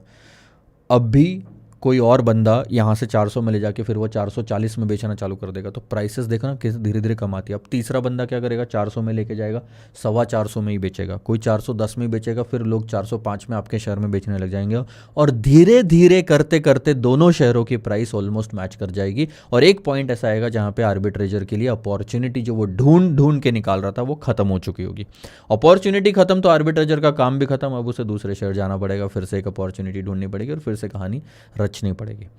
तो ओवर अ पीरियड ये होता है कि अपॉर्चुनिटी जब तक होती है लोग अपना हाथ डालते हैं, प्रॉफिट कमाते हैं, और धीरे धीरे प्रॉफिट आपका कम होते जाता है, और कम होने के बाद में एक टाइम ऐसा आता है वहाँ पे अपॉर्चुनिटी खत्म हो जाती है। अपॉर्चुनिटी खत्म तो प्रॉफिट का कोई ऑप्शन ही नहीं है, तो इसीलिए वहाँ पे प्रॉफिट कम होता है। ठीक है, तो ये 3 लोगों के बारे में आपको समझ में आ गया। ठीक है सर, एक चीज़ तो समझ में आ गई। अब मैं वापस आता हूं अपने इस पर्टिकुलर एग्जांपल पे जहां पे मैं एक्चुअल में शेयर खरीदना चाहता था। तो मैंने 20 रुपये लिए सेलर से सेटलमेंट के, और मार्केट में गया, अपने जेब से 130 डाले और शेयर खरीद लिया। तो मुझे वो शेयर कितने में पड़ा, सिर्फ 130 में पड़ा। अगर मैं स्पेकुलेटर होता तो मैं 20 रुपये लेता इस मार्केट से और घर चले जाता, मुझे कोई लेन देन नहीं है स्पॉट मार्केट में क्या चल रहा है। लेकिन एक दिक्कत आएगी सर, ध्यान देना थोड़ा सा, अगर उस दिन सच में मार्केट प्राइस 110 चले जाती, 150 गई तो फायदा किसको हुआ, बायर को हुआ। अगर 110 चले जाती तो सेलर 130 में ही बेचता, और मैं 130 में ही खरीदता। ध्यान देना, जब मार्केट में वो चीज़ 110 की चल रही होती, मुझे 130 में खरीदना पड़ता, क्योंकि ये एग्रीमेंट आप कर चुके थे। तो यहां पे अगर आप देखोगे तो मुझे 20 का नुकसान और सेलर को 20 का फायदा होता। तो ये सारा खेल डिपेंड करता है, मुझे फायदा होगा कि नहीं, उसे फायदा होगा कि नहीं, ये डिपेंड करता है उस दिन स्पॉट मार्केट में उस असेट की क्या प्राइस है। 150 है तो बायर को फायदा, 110 है तो सेलर को फायदा। बट अब ध्यान देना, ये क्या, ये तो ऐसे तो एग्रीमेंट सारे होते जाएंगे, पर एक प्रॉब्लम आएगी यहाँ पे। प्रॉब्लम ये आएगी सर कि जिस किसी का भी, ये तो एक शेयर पे हो गया, 1000 शेयर पे कितना होता है, थोड़ा कैलकुलेट करना, 20,000 रुपए का नुकसान मुझे दिख रहा है यहाँ पे। और जिस दिन सेलर मुझसे ये पैसा लेने आएगा, प्रैक्टिकली सोचो, एग्रीमेंट तो हम दोनों के बीच में हुआ था, कोई तीसरा पर्सन है ही नहीं, बैंक नहीं है, पुलिस नहीं है, मतलब पुलिस तो बाद में आएगी, बैंक नहीं है, कोई कंपनी नहीं है, कुछ कोई भी नहीं है। तो ये 20,000 रुपये जब आप मुझसे लेने आओगे, मैंने हाथ खड़े कर दिए तो, मैं भाग गया तो, मैंने फ़ोन नहीं उठाया तो, मेरे एड्रेस पे मैं मिला नहीं तो, आप क्या कर लोगे? इस 150 के केस में जब मैं आपसे 20 रुपए लेने के आऊं, 20,000 रुपए लेने के लिए आऊंगा, तब आपने फ़ोन नहीं उठाया तो, आप भाग गए तो क्या होगा? ऐसे टाइम पे रिस्क अराइज होता है। फॉरवर्ड कॉन्ट्रैक्ट में भाई मेरे यही एक प्रॉब्लम है। प्रॉब्लम यह है कि फॉरवर्ड कॉन्ट्रैक्ट में दोनों पार्टीज अगर नुकसान हो रहा है तो डिफॉल्ट कर सकती है। That's the biggest drawback of the forward contract. तो क्या सर इसका क्या क्या क्या सॉल्यूशन है? ध्यान देंगे अब यहाँ पे तो बताऊंगा, इंटरेस्ट आएगा तो बताऊंगा। चलो नेक्स्ट पेज पे एक और पॉइंट चालू करते हैं। हाउ एवर, ऐसे ही लिखते हैं ना, बहुत बढ़िया सी चीज़, कोई अगला पेज पलटाना होता है या फिर कहीं एक चैप्टर नया चालू हो रहा होता है, हाउ एवर एक एकदम ट्विस्ट लाना होता है। Forward contract has one drawback. क्या ड्रॉबैक है भाई? उसको बोलते हैं डिफॉल्ट का रिस्क। डिफॉल्ट का रिस्क का मतलब होता है parties can default at the time of loss. So अब हमें इसका सॉल्यूशन निकालना पड़ेगा। सॉल्यूशन भी तो होना चाहिए ना मालिक। What is the solution? Do we have a solution? Yes, sir, we have a solution. सीधा सीधा मैं नो बोल देता, कहानी ख़त्म, आप घर जाओ, मैं घर जाता। कहानी कैसे आगे बढ़ती? एक सॉल्यूशन है, हम एक काम करते हैं। प्रॉब्लम क्या थी ना, ये जो दो लोग थे, बायर और सेलर, ठीक है, यहाँ पे हम एक काम करते हैं।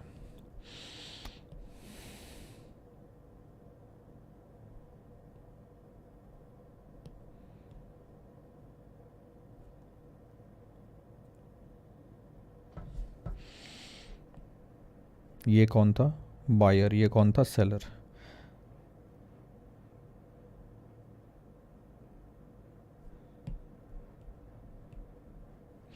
हम एक और पार्टी को बीच में कर देते हैं इंट्रोड्यूस। ठीक है, क्या होगा पहले लिख लेता हूँ, उसके बाद बातें करेंगे।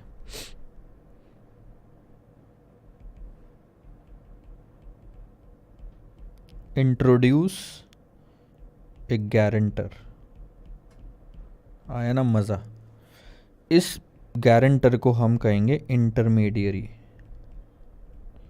जो कि और कोई नहीं, एक्सचेंज रहेगा।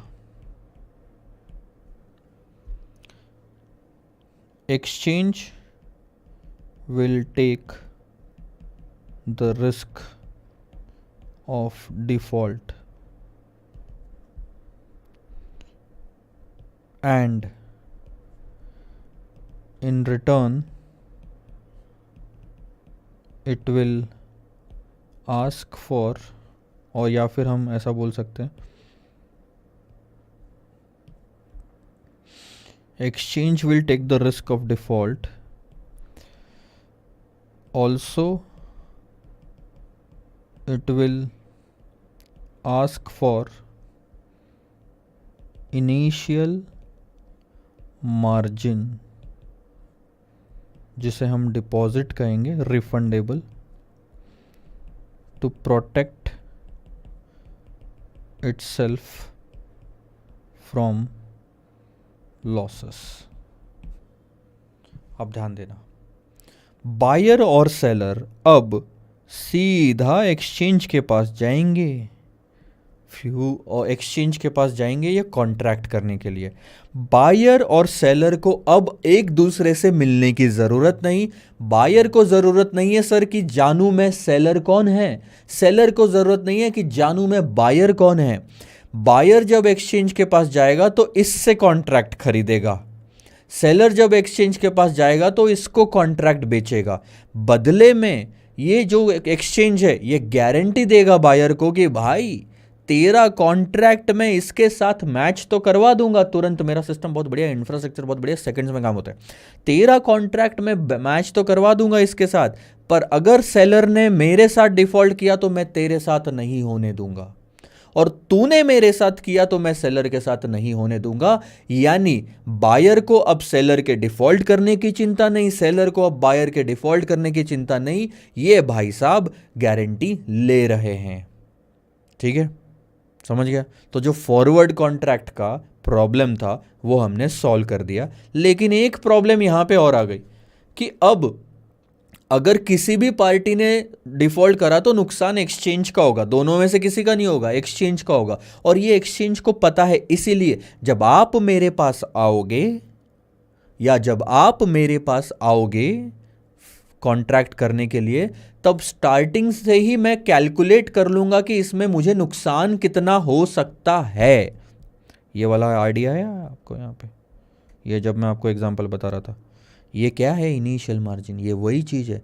मैं पता लगा लूंगा कि मुझे नुकसान कितना हो सकता है और मैं उतना पैसा आपसे डिपॉजिट मांग लूंगा।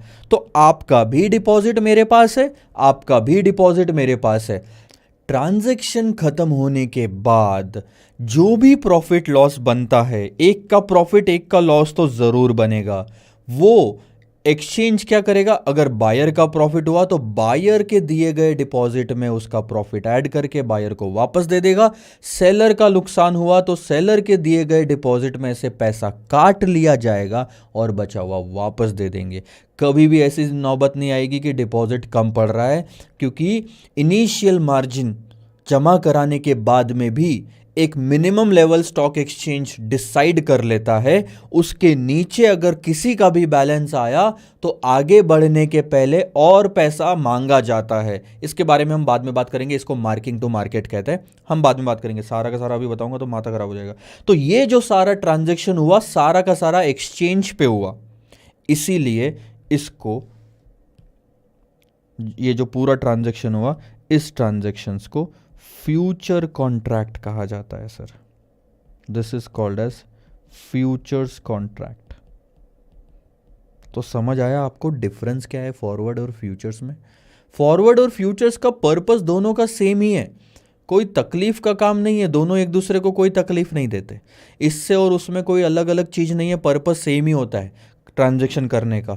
सिर्फ कुछ चीजें हैं जो आपको समझने की जरूरत है। फॉरवर्ड कॉन्ट्रैक्ट में डिफॉल्ट का रिस्क होता है, फ्यूचर्स में नहीं होता। फॉरवर्ड कॉन्ट्रैक्ट दो लोग आपस में कहीं पे भी बैठ के बना सकते हैं, फ्यूचर्स कॉन्ट्रैक्ट के लिए आपको एक्सचेंज पे ही जाना पड़ता है। ठीक है, एक चीज मैं दिखा रहा हूं, ये बता रहा हूं, देखो डिफॉल्ट का रिस्क यहां होता है, यहां नहीं होता।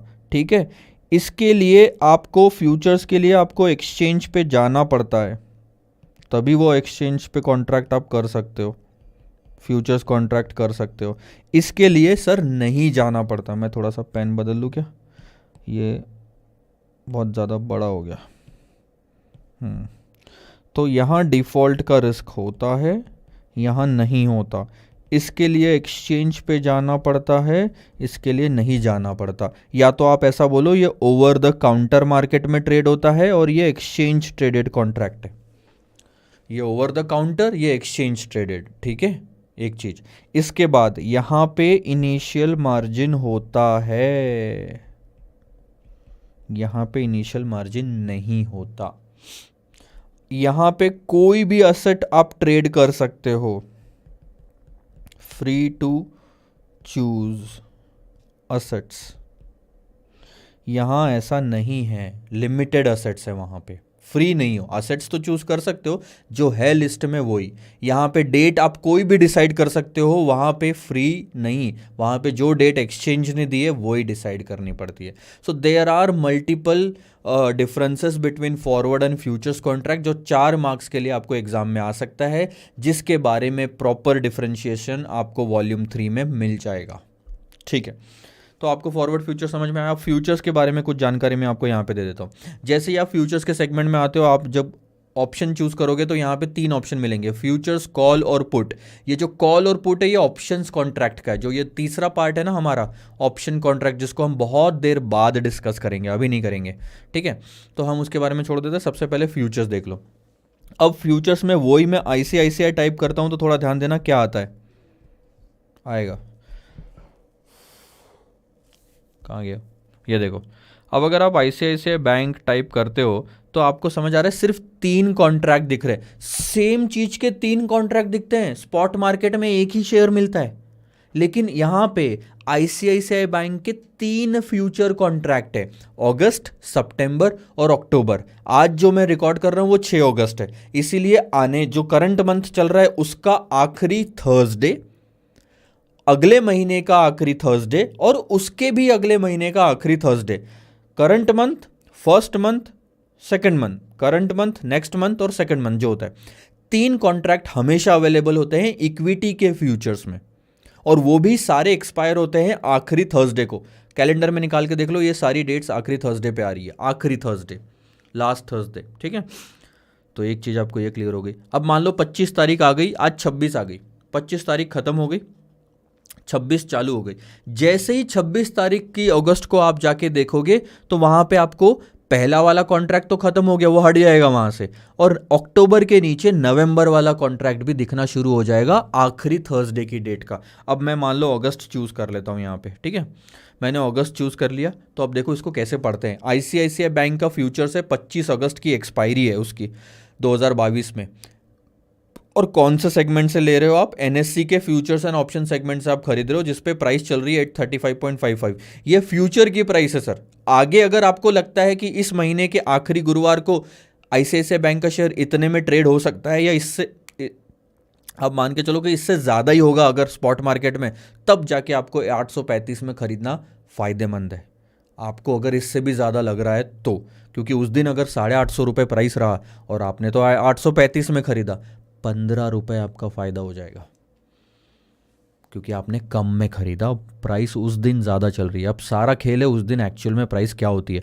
अगर उस दिन एक्चुअल में प्राइस आपकी, ध्यान देना, 820 रुपये ही हुई, आपने तो 835 में खरीदने का वादा कर लिया था, 15 रुपये का आपका नुकसान यही स्टॉक एक्सचेंज जिसने आपको ये फ्यूचर्स दिया आपके मार्जिन अकाउंट में से काट लेगा, बचा हुआ चिल्लर पैसा आपको वापस कर देगा। ठीक है, जैसे ही आप ये डालते हो उसके बाद आपको डिसाइड करना पड़ता है कि आप बाय करना चाहते हो कि सेल करना चाहते हो। ध्यान देना, आप सेल भी कर सकते हो। ठीक है, और इसके बाद में आप देखना क्वांटिटी ऑटोमेटिक 1375 आ चुकी है। इसका मतलब क्या है, चिल्लर चपाटी का काम नहीं होता फ्यूचर्स एंड ऑप्शन में, और इसी वजह से आज तक आपको अपनी लाइफ में डेरिवेटिव्स के बारे में ज़्यादा सुनने में नहीं मिला, क्योंकि कम से कम कुछ लॉट होता है यहाँ पे, कम से कम इतना पैसा डालना ही पड़ता है। अब आप अगर स्पॉट मार्केट में जाते हो ना, NSE के इसमें या BSE के इसमें, एक शेयर 10 रुपये का भी अगर होगा तो वो भी कोई भी खरीद सकता है, तो बहुत लोग उतर जाते हैं उसके अंदर में मार्केट में। यहाँ कम से कम आपका कुछ पैसा सेट होता है कि हाँ ठीक है, 12,000, 15,000, 20,000 के नीचे कोई बात ही नहीं होगी, तो बहुत सारी पॉपुलेशन का एक हिस्सा जो होता है वो हट जाता है, वो इस अपॉर्चुनिटी को लेता ही नहीं। अभी आपके आसपास कहीं पे भी नहीं मिलेगा कि हाँ ठीक है यार फरारी का कोई देखने मिल रहा है, या फिर फरारी के देखने, तो फरारी के बारे में आपने सिर्फ नाम सुना है क्योंकि टीवी में आ गया। रियल लाइफ में एक्चुअल में कैसे चलती है, अंदर क्या होता है क्या नहीं, ये सब कहाँ आपने पर्सनली देखा हो। ठीक है, चलो, मतलब मैं तो चाहता हूँ कि आप सब लोग देखो अपनी लाइफ में, मुझे भी देखने का मौका मिले। अब मान के चलो मैं सिर्फ 50 शेयर्स मैं ICICI बैंक का फ्यूचर्स खरीदना चाहता हूँ। देखो मैसेज क्या आ रहा है, order quantity can not be less than 1375। ठीक है, 1375 से कम नहीं, ज़्यादा तो हो सकती है, ये लो 1380 कर दिया। अरे 1380 कर दिया। Order quantity must be a multiple of 1375। इसका मतलब आप 1375 या उसके मल्टीपल में ही कॉन्ट्रैक्ट कर सकते हो। 1375 के साइज़ का एक लॉट माना जाता है, ऐसे 2 लॉट लोगे तो 1375 इंटू 2 हो जाएगा। और हर एक का 1375 में हर एक का प्राइस है 835 रुपीज़। अब अगर आप कैलकुलेशन लगाते हो 1375 इंटू 835 तो वो होता है 11,48,000 रुपीज़। जस्ट इमेजिन, 11,48,000 का कॉन्ट्रैक्ट कम से कम है, शुरुआती कॉन्ट्रैक्ट है ये, सिर्फ 11,48,000 का ICICI बैंक के फ्यूचर्स में। कहाँ से लोग पैसा डालेंगे? हाँ, एक चीज़ समझो, 11,48,000 की फ्यूचर्स के कॉन्ट्रैक्ट की वैल्यू है, दैट डजंट मीन आपको पूरा देना है, क्योंकि आप 1375 शेयर खरीद नहीं रहे तो 11,48,000 भी पैसा देने की कभी ज़रूरत नहीं पड़ेगी। उस पे सिर्फ ज़्यादा से ज़्यादा नुकसान 25 अगस्त तक जितना हो सकता है वो एक्सचेंज निकाल लेगा और आपको उसका ही परसेंटेज, यानी कि मान लो 20% नुकसान हो सकता है ज़्यादा से ज़्यादा अगर, तो 11,48,000 11,48,000 का 20% ही आपको एज अ मार्जिन जमा करना पड़ेगा। वो भी सर हो जाता है 2,30,000 रुपए। बताओ कैसे कोई साधारण सा इंसान इसमें रोज ट्रेड करने लग जाएगा?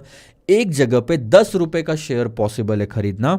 अभी ICICI बैंक का शेयर ले लो, 800 850 चल रहा होगा, वो तो कोई भी खरीद लेगा। 800 850 रुपए तो निकाले जा सकते, 2 लाख रुपए कहां से निकालोगे, भले ही डिपॉजिट के क्यों ना हो। इसलिए बहुत सारी कैटेगरी वहां से हट जाती है और रिस्क भी ज़्यादा है, नुकसान भी ज़्यादा होता है। तो इसीलिए आपने आज तक लाइफ में ज़्यादा सुना नहीं इन सब चीज़ों के बारे में।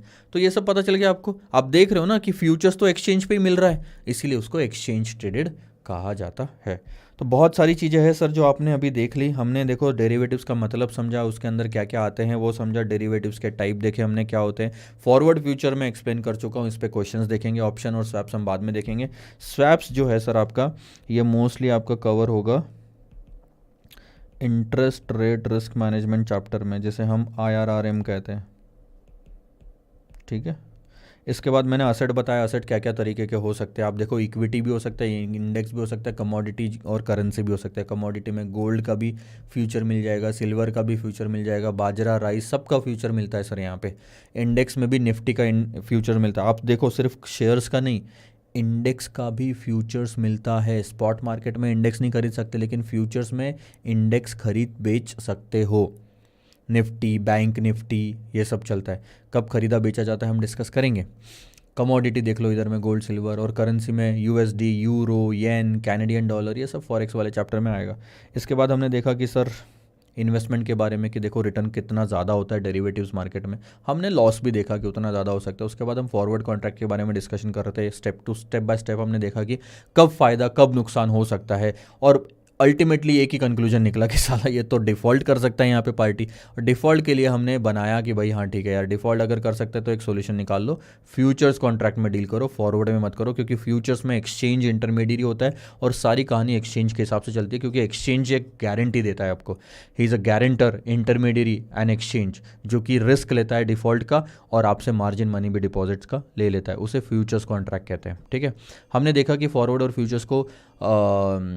फ्यूचर्स को इस्तेमाल करने वाले कौन कौन लोग होते हैं। हेजर, स्पेकुलेटर, आर्बिट्रेजर। हेजर का पर्पस क्या होता है? रिस्क नहीं होना भाई, नुकसान नहीं होना, तो बस वैसा सा ट्रांजैक्शन करना है। स्पेकुलेटर में क्या होता है कि भैया मैं तो नुकसान फ़ायदे के लिए आया हूँ, तो नुकसान का जो रिस्क है वो भी उठाने तैयार हो, तो वहाँ पे हाई रिस्क होता है, हाई प्रॉफिट होता है, हाई लॉस होता है। आर्बिट्रेजर के केस में वो सिर्फ अपॉर्चुनिटी ढूंढते रहता है, इधर उधर की एक चीज़, दो मार्केट में अलग अलग प्राइसेस पे है, तो कम में खरीद के ज़्यादा में बेचो, फ़ायदा होगा बिना किसी रिस्क के। कम होगा लेकिन होगा। ठीक है सर, यहाँ पे कहानी को हम करते हैं ख़त्म और सबसे पहले चलते हैं हमारे पहले वाले क्वेश्चन में। अब क्या होगा ना, और भी बहुत सारी चीज़ें हैं समझाने वाली, कहानी ख़त्म नहीं हुई है। डेरिवेटिव चैप्टर ही ऐसे पूरी दुनिया समझानी है अगर आपको, तो स्टार्टिंग से मेरे को थोड़ा सा तो वो लगेगा, टाइम लगेगा, फिर तो क्वेश्चंस पे आएंगे।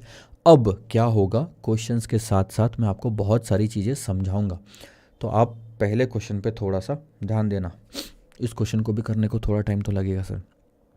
ठीक है सर, आइए देखते हैं क्या कर सकते हैं इसमें। क्वेश्चन नंबर 1 देखो, which position on the index future gives a हेजर। अब बात क्या आती है, पहले तो धीरे धीरे चलो, पोजीशन की बात हो रही है ना यहाँ पे। ये देखो पोजीशन, सर दो तरह की पोजीशन होती है, ध्यान से समझना, लॉन्ग और शॉर्ट। लॉन्ग पोजीशन का मतलब ही होता है कि हम खरीदना चाहते हैं उस चीज़ को, शॉर्ट पोजीशन का मतलब होता है कि हम बेचना चाहते हैं उस चीज़ को, ठीक है। इसके बाद में बात आती है इंडेक्स फ्यूचर की, इक्विटी नहीं इंडेक्स। तो यहाँ पे असेट हो गया ना, ये दूसरे तरह का, जो मैंने आपको एग्जांपल बताया था, ये जब हम बात कर रहे थे कि असेट, कौन सा असेट खरीदा बेचा जाता है, index. Index can be Nifty, bank Nifty, anything. तो ये हो गया सर इंडेक्स फ्यूचर, जिसे खरीदा जा रहा है या बेचा जा रहा है। गिव्स अ हेजर, हेजर का मतलब क्या, यहाँ क्या पर्पज है हमारा, नो रिस्क, और रिस्क नहीं है तो लॉस नहीं होना इसका मतलब, और लॉस नहीं तो प्रॉफिट का तो हमें देखना भी नहीं है कि फ़ायदा होना, हमें सिर्फ इतना समझना है कि नुकसान नहीं होना चाहिए। और उसके बाद बात आती है कंप्लीट हेज।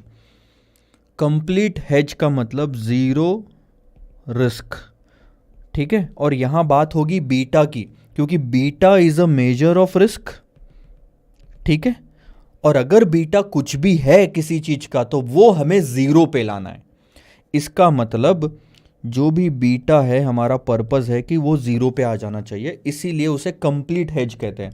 आधा हेज होता तो हम आधा ही बीटा लाते, ठीक है। अगेंस्ट द फॉलोइंग ट्रांजेक्शन, अब ध्यान देना, the share of right limited is going to rise. अब यहां से पता है आपको कॉन्सेप्ट समझने की जरूरत है, उसके बाद ये तीनों क्वेश्चन का जो आंसर है ये 5 मिनट का काम रहेगा अगर आपको कॉन्सेप्ट समझ गया तो अब मैं आता हूं यहां पे, थोड़ा सर करते हैं ना बात, सब्र रखो, क्योंकि ये चीज आपको कम से कम 10 क्वेश्चंस में काम आने वाली है 67 में से, तो थोड़ा ध्यान देना मेरी बात पे, ठीक है।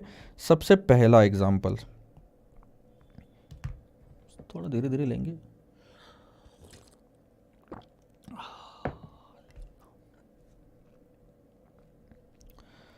मान लो ये है टाइमलाइन,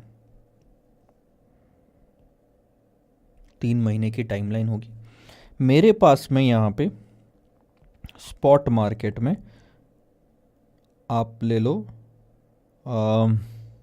कौन सा शेयर ले, रिलायंस, छोटा कोई नाम, टाटा का ले लो। अब टाटा में मोटर्स वोटर्स सब ले, मैं टाटा सिंपल ले रहा हूँ, ठीक है। टाटा मोटर्स ही ले लो यार, फिर बाद में आप लोग चिल्लाते हो, जो है वो लो। अब टाटा मोटर्स का मेरे पास में शेयर है 100 रुपये का, मान लो, ठीक है। मैं ये शेयर नहीं बेचना चाहता अगले 3 महीने तक, नहीं बेचना चाहता, ठीक है, मत बेचो सर, क्या मतलब है, मतलब कौन आपको फोर्स कौन कर रहा है बेचने के लिए, कोई नहीं।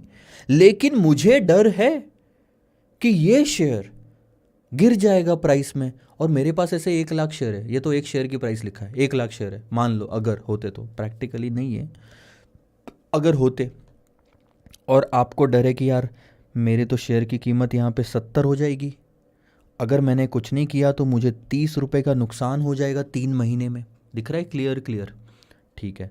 तो अब आपका पर्पज़ क्या है, नुकसान से बचना, प्रॉफिट कमाना पर्पज़ है क्या, नहीं, प्रॉफिट कमाना नहीं है। आप तो डिविडेंड मिलेगा बीच में 3 महीने में तो उसमें भी खुश हो जाओगे, लेकिन आपका सिर्फ ये है कि जो आपकी वैल्यू है 100 रुपये की वो गिरनी नहीं चाहिए, यानी कि अगर गिर गई 30 रुपये से 70 तो होनी है, उसका आप क्या कर सकते हो, पकड़ के थोड़ी रखोगे, 70 तो होनी ही है, अगर होनी है तो क्या कहीं से ऐसा पॉसिबल है कि हमें फ़ायदा हो जाए उतने ही अमाउंट का, तो 70 भी हो जाएगी तो हमें कोई नुकसान नहीं, 70 का वहाँ है, 30 रुपये मेरे जेब में, तो 100 तो वैसे भी हो गए।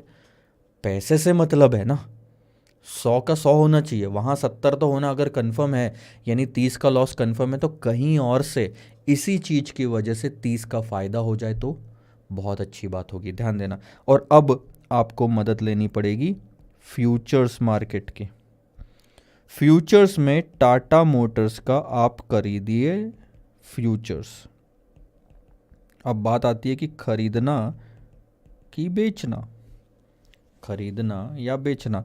आपकी जो पोजीशन थी यहाँ पे वो थी लॉन्ग, और आप मान के चलिए यहाँ पे भी आप टाटा मोटर्स का फ्यूचर्स खरीद लेते हैं 100 रुपये का।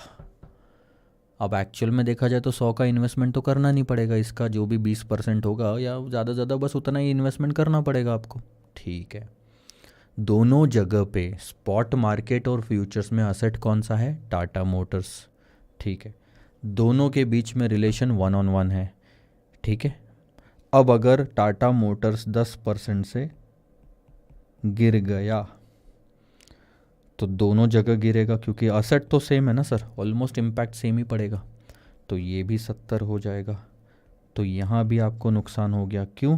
क्योंकि आपने ली थी लॉन्ग पोजीशन, यानी कि खरीदा था 100 में, और अब आप कर रहे हो शॉर्ट उसको।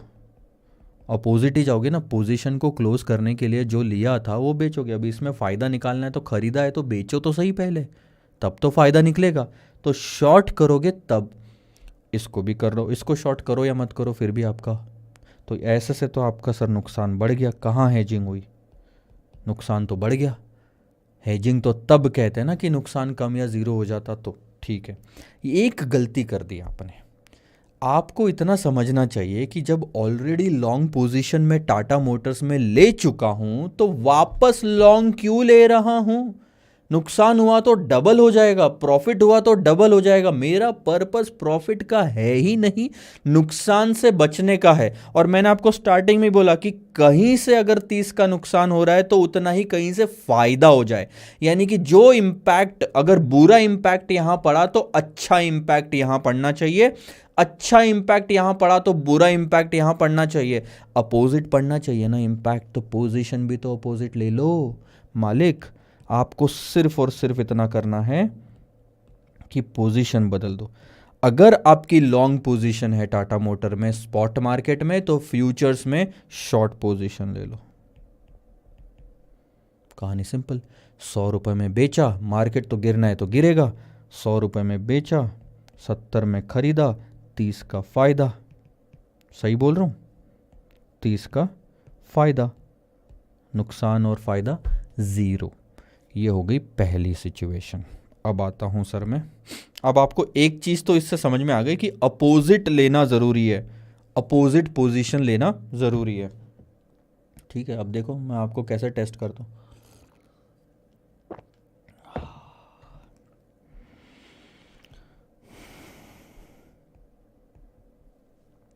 ठीक है, अब इसी चीज़ को एक काम करते, कॉपी पेस्ट करते, बढ़िया हैंड राइटिंग लिखे, धीरे धीरे लिखो एक बार में। पहले तो इसे करो डिलीट। अरे यार क्यों डिलीट करा? चलो कोई बात नहीं, इसे कॉपी कर ही रहे हैं वैसे भी हम। मालिक डुप्लीकेट। अब आ जाओ दूसरी पोजीशन पे सर, ध्यान देना। अब हम थोड़ा सा बदलाव करेंगे हमारे सिस्टम में।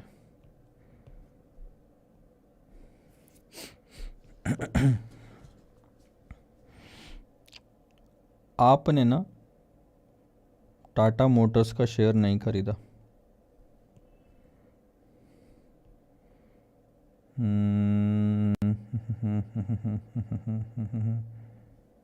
ये सब हटा दो। अब ले लो कि आपने जो खरीदा है वो कोई ऐसा शेयर खरीदा जो कि फ्यूचर्स मार्केट में अवेलेबल नहीं है। एग्जाम्पल लेता हूँ, मैं आपको बताता हूँ, ध्यान देना। आप देखना फ्यूचर्स में आप टाटा मोटर्स टाइप करके देखो, टाटा मोटर्स आता है। शेयर्स में भी टाइप करोगे तो टाटा मोटर्स आ रहा है, यानी कि दोनों जगह टाटा मोटर्स है। लेकिन आप शेयर्स में टाइप करो नाइका, नाइका का शेयर्स दिख रहा है आपको। आप यही चीज़ का फ्यूचर्स ढूंढो फ्यूचर्स मार्केट में, देखो कुछ नहीं आया। यानी नाइका का अगर स्टॉक खरीदा होता और उस पे हेजिंग करनी होती तो मैं तो कर ही नहीं पाता ना सर। 5-6 हज़ार स्टॉक होंगे एनएससी पे, सारे के सारे फ्यूचर्स में अवेलेबल ही नहीं हैं। जो सबसे ज़्यादा ट्रेड होते हैं, जिनमें सबसे ज़्यादा बिकवाली होती है, कुछ कुछ चीज़ें यहाँ पे है, सब नहीं है। तो ऐसे केस में नाइका की पोजीशन को कैसे हेज करा जाए? नाइका भी छोड़ दो, आपने अगर 5 तरह के शेयर्स अलग अलग क्वांटिटी में खरीद के या रखा है यहाँ पे, तो यानी पोर्टफोलियो बना के रखा है। आप देखो मैं बताता हूँ, ये मेरा पोर्टफोलियो है सर, 22 लाख का मेरा इन्वेस्टमेंट है, 33 लैक्स का अभी तो नुकसान है आज का 36,000 का, एक दिन का, वो तो चलते रहता है, कभी प्रॉफिट कभी नुकसान। तो 34 लैक्स का जो मेरा पोर्टफोलियो है, इसको मैं कैसे हेज करूंगा? मेरे पोर्टफोलियो के हिसाब से थोड़ी फ्यूचर्स मार्केट में अवेलेबल होगा। तो ऐसे टाइम पे क्या मैं हेज कर ही नहीं सकता? कर सकता हूं। लेट्स से कि मैंने पोर्टफोलियो बनाया है,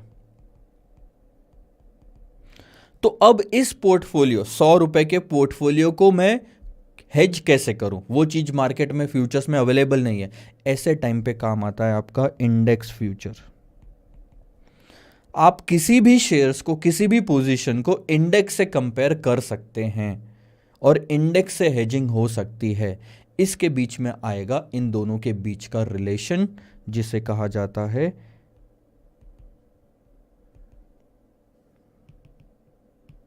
बीटा।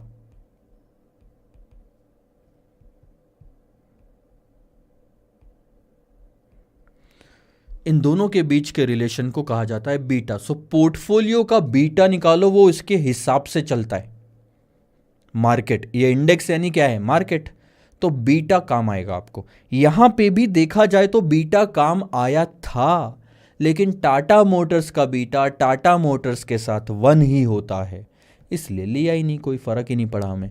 यहां अगर पोर्टफोलियो का बीटा हम मान ले, ध्यान देना, पोर्टफोलियो का बीटा मान लो 1.2 है। तो एक चीज आपको समझ में आ गई कि अगर कोई ऐसी चीज स्पॉट मार्केट में है जिसका फ्यूचर्स अवेलेबल नहीं है, तो उसको हेज करने के लिए आप इंडेक्स फ्यूचर्स ले सकते हो, निफ्टी फ्यूचर्स। देखो मैं फिर से आ जाता हूँ ट्रेड नाउ पे और एनएससी फ्यूचर्स एंड ऑप्शन में। मेरे पास यहाँ पे कई सारे हैं, देखो निफ्टी का मेरे पास में इंडेक्स अवेलेबल है, ये मैं फ्यूचर्स ले लूँगा, ये फ्यूचर्स ले लूँगा तो मैं हेज कर पाऊँगा। अब ध्यान देना, अब आपने क्या करा, आपने 100 रुपये का इंडेक्स ले लिया, ठीक है। आपको एक चीज़ तो पहले समझ आ गई थी कि भैया अपोजिट पोजीशन लेना है, लॉन्ग का लॉन्ग मत लो, लॉन्ग है तो इधर शॉर्ट लो, तो मैंने लिया शॉर्ट। और अब ठीक है, ये थोड़ा सा बदल जाएगा अब सीन। अब मान लो मार्केट गिरता है 10% से, मार्केट बढ़ता है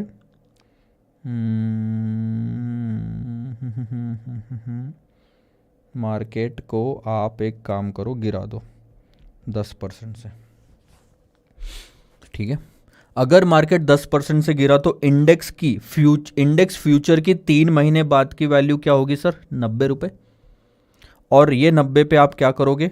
लॉन्ग, क्योंकि आपने पहले शॉर्ट करा था। अब आप मेरे को एक चीज़ बताओ कि क्या फ़ायदा होगा नुकसान होगा? सर फ़ायदा होगा। 100 में बेचा था, 90 में खरीदा, 10 का फ़ायदा होगा। अब आप बात करते हैं पोर्टफोलियो की। अगर मार्केट 10% से गिरा है तो पोर्टफोलियो कितने से गिरता है सर? 1.2 इंटू 10, यानी कि ये गिरता है आपका 12% से। ये तो मानते हो बात को? बीटा का मतलब क्या? यही हुआ ना, मार्केट के कंपैरिजन में कितना इंपैक्ट पोर्टफोलियो पे पड़ता है, ठीक है। तो इसकी वैल्यू हो जाएगी 88, जिस पे आप करोगे लॉन्ग, नहीं लॉन्ग नहीं, शॉर्ट बेचोगे। बेचना है बेचो, नहीं बेचना है मत बेचो, लेकिन आपका जो नुकसान होगा अनरियलाइज्ड रियलाइज्ड वो होगा 12 रुपए का। यानी कि टोटल करोगे तो अभी भी नुकसान दिखेगा। कम तो हो गया नुकसान, जीरो नहीं हुआ, कंप्लीट हेजिंग नहीं हुई। क्या गलत कर दिया सर? आपने पहले सिखाया था कि लॉन्ग का शॉर्ट करना है, करा हमने, लॉन्ग का शॉर्ट करा, फिर भी क्यों नहीं आया जीरो? एक चीज गलत हो गई बस यहां पे, आपने जो इंडेक्स में 100 रुपए की पोजीशन ली है ना, वो गलत हो गया। वो इसलिए गलत हुआ कि पहले बीटा जो था 1 था, तो जितनी टाटा मोटर्स में चेंज था उतना ही यहां पे भी आता, इसलिए जितनी यहां पोजीशन थी उतनी यहां जरूरत थी। लेकिन अब यहां पे जरूरत किसी और अमाउंट की है, हमें 12 को 10 से मैच करना है। हमें यह देखना है कि अगर 12% पे यहाँ पे 88 वैल्यू या 12 रुपए का नुकसान होता है, तो यहाँ पे वही नुकसान 10% पे आना चाहिए। तभी तो, या वही फायदा हमारा 10% पे आना चाहिए, तभी तो ये 0 आएगा। -2 का 0 कब होगा? जब ये 10 का 12 हो जाएगा। यानी कि यहाँ पे गेन इसके लॉस के बराबर आना चाहिए। यानी कि 12% अगर ये गिर रहा है तो जितना नुकसान हो रहा है उतना ही फायदा 10% के गिरने पे इंडेक्स के हो जाना चाहिए। तो ये है वो वैल्यू जो बदलनी पड़ेगी। तो ये वैल्यू कैसे कैलकुलेट करते हैं सर? सिंपल सी बात है। अब मैं थोड़ा सा और एक तीसरा और आखिरी पार्ट ले लेता हूं। ये चीज़ आपको बहुत काम आने वाली है आगे, ध्यान देना। कम से कम 10 क्वेश्चन आप सॉल्व करोगे इसी चीज़ से। 10 तो शायद, हाँ सही बोल रहा हूँ, तीसरा। तो ये जो वैल्यू है वो कैसे कैलकुलेट होती है? सबसे पहली चीज़ तो समझो कि ये वैल्यू का कोई लॉजिक होता है। यहाँ पे ऐसे मन से उठा के नहीं डाल देना। मैंने तो हर बार मन से उठा के डाली, लेकिन यहाँ पे भी अब वही लॉजिक काम आएगा, ध्यान देना। यहाँ जो वैल्यू होती है ये क्या है? इसका मतलब क्या है?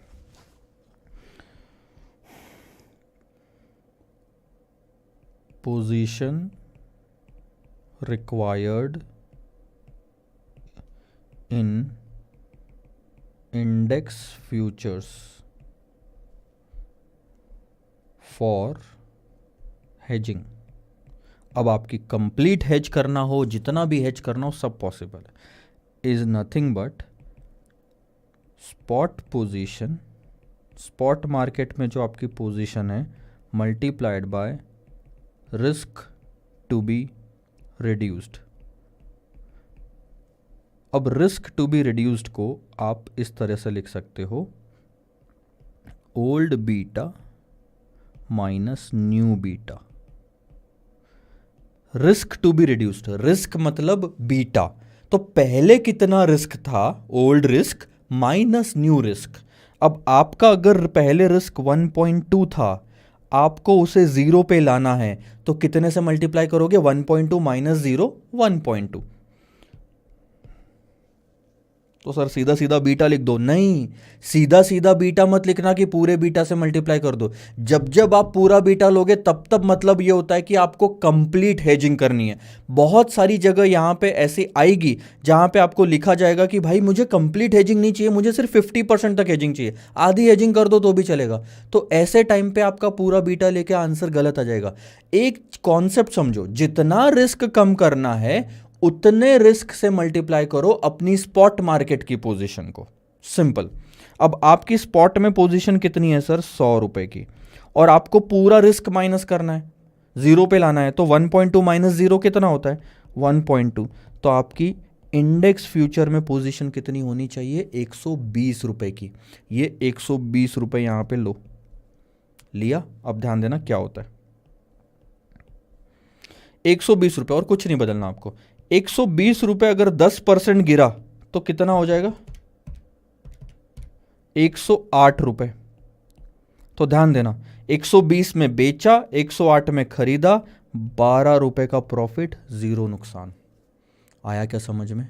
क्या हुआ? यही फॉर्मूला हमने पहले वाले पार्ट में भी अप्लाई करा था, तभी आंसर 0 आया। ध्यान देना, यहां पे बीटा कितना था? टाटा मोटर के साथ बीटा 1 ही होगा ना। तो 100 रुपए multiplied by 1 is equal to 100 आया था। ठीक है, तो यहां पे भी मैं आपको बता दे रहा हूं, थोड़ा इस चीज पे गौर करिएगा।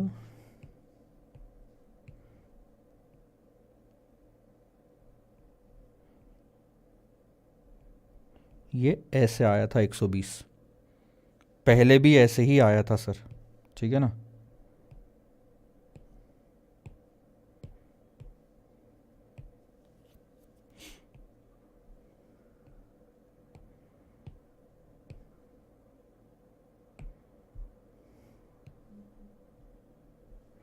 तो पहले भी ऐसे ही आया था और हर बार ऐसे ही आना चाहिए।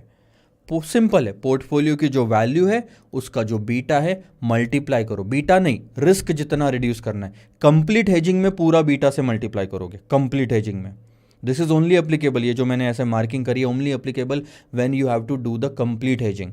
अदरवाइज ये फॉर्मूला हमेशा याद रखो, spot position multiplied by risk to be reduced, तो आपका पोजीशन आ जाता है। क्वेश्चन पता है आपको क्या पूछ रहा है? क्वेश्चन आपको सिर्फ 2 चीज़ें पूछ रहा है कि भैया एक तो ये फिगर बता दो कितनी होनी चाहिए, और ये बता दो पोजीशन। शॉर्ट लूँ कि लॉन्ग लूँ, और ये बता दो, ठीक है। कंप्लीट हेजिंग के लिए बोला तो पूरा बीटा से मल्टीप्लाई कर सकते, तो अब आप हर बार आंसर कैसे निकालोगे? सिंपल सी बात है, लॉन्ग पोजीशन है तो यहाँ शॉर्ट ले लो अपोजिट, यहाँ देख लो क्या पोजीशन है स्पॉट मार्केट की, पोजीशन और स्पॉट मार्केट की वैल्यू पता रहेगी आपको, यहाँ जो पोजीशन है उसका अपोजिट ले लो, और यहाँ जो वैल्यू है उसको बीटा से मल्टीप्लाई करके यहाँ पे लिख दो, कहानी खत्म। लेकिन एक और चीज़ है जो मैं बता रहा हूँ यहाँ पे, ध्यान देना मेरी बात पे। आपका ये जो अपोजिट वाला रूल है ना, ये एक अपोजिट वाला रूल आपका गलत आंसर भी देता है। कब गलत आंसर देता है ये मैं आपको क्लियरली अब समझाता हूँ। ये फोर्थ पार्ट ले लो, ठीक है, फोर्थ पार्ट और आखिरी पार्ट रहेगा ये।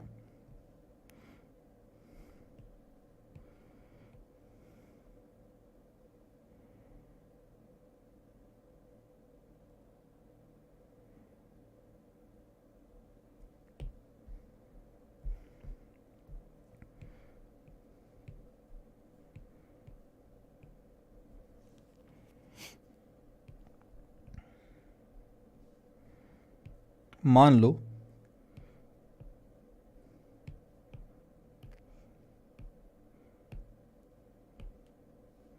कि आपका बीटा है -1.2, क्या कर दिया मैंने, निगेटिव बीटा लिया, ठीक है, इस चीज़ को ध्यान में रखना। अब अगर निगेटिव बीटा लेते हुए आगे बढ़े, 100 का -1.2 यहाँ पे आपने कर दिया 120, मल्टीप्लिकेशन तो ऐसे ही होगा, पैसे तो पॉजिटिव ही रहते हैं, कैश दो या लो पॉजिटिव ही रहता है। और अब आप एक्शन लेके देखो, अब क्या पंगे होंगे मैं बताता हूँ आपको।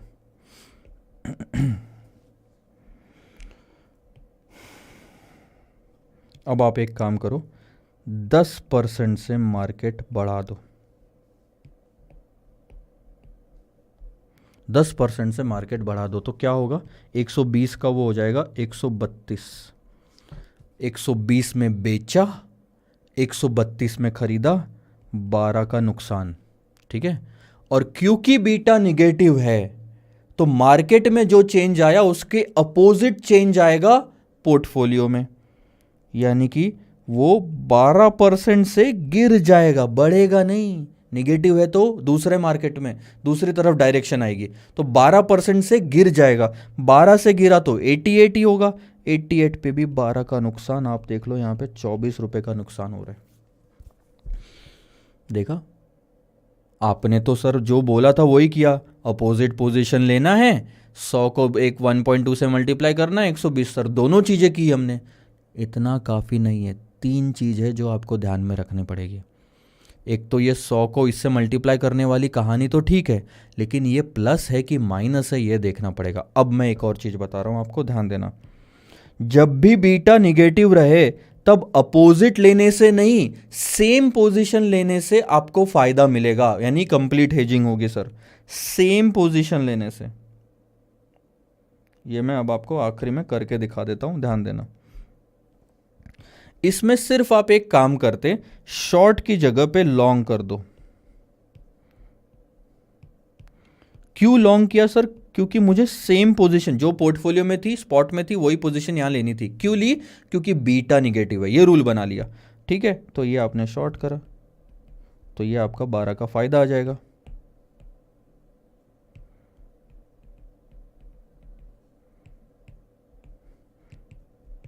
अब ये 12 का फायदा और ये 0 आया ना समझ में, कि निगेटिव बीटा होने के टाइम पे सेम पोजीशन रही तो फायदा मिलता है। तो अब थोड़ा ध्यान में रखो, रूल बना लेते हैं सर। हेजिंग के कुछ रूल होते हैं ना, हेजिंग के टाइम पे सबसे पहली चीज़ तो आप ये देखो कि आपका जो बीटा है वो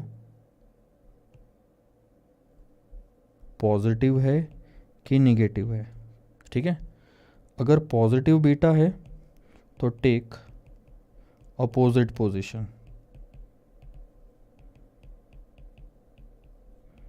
इन इंडेक्स फ्यूचर्स, और अगर या फिर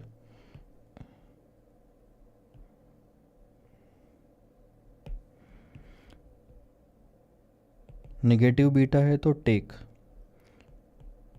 same position in index futures, ठीक है। ये तो समझ आया आपको। अब इसका मतलब भी समझ लो क्या होता है। स्पॉट मार्केट में अगर लॉन्ग है तो फ्यूचर्स में शॉर्ट जाना है, ठीक है, और अगर यहाँ पे शॉर्ट है तो लॉन्ग जाना है। लेकिन बीटा निगेटिव है तो लॉन्ग में लॉन्ग जाओ, शॉर्ट में शॉर्ट जाओ, ठीक है। इतना सा है सिर्फ समझने के लिए।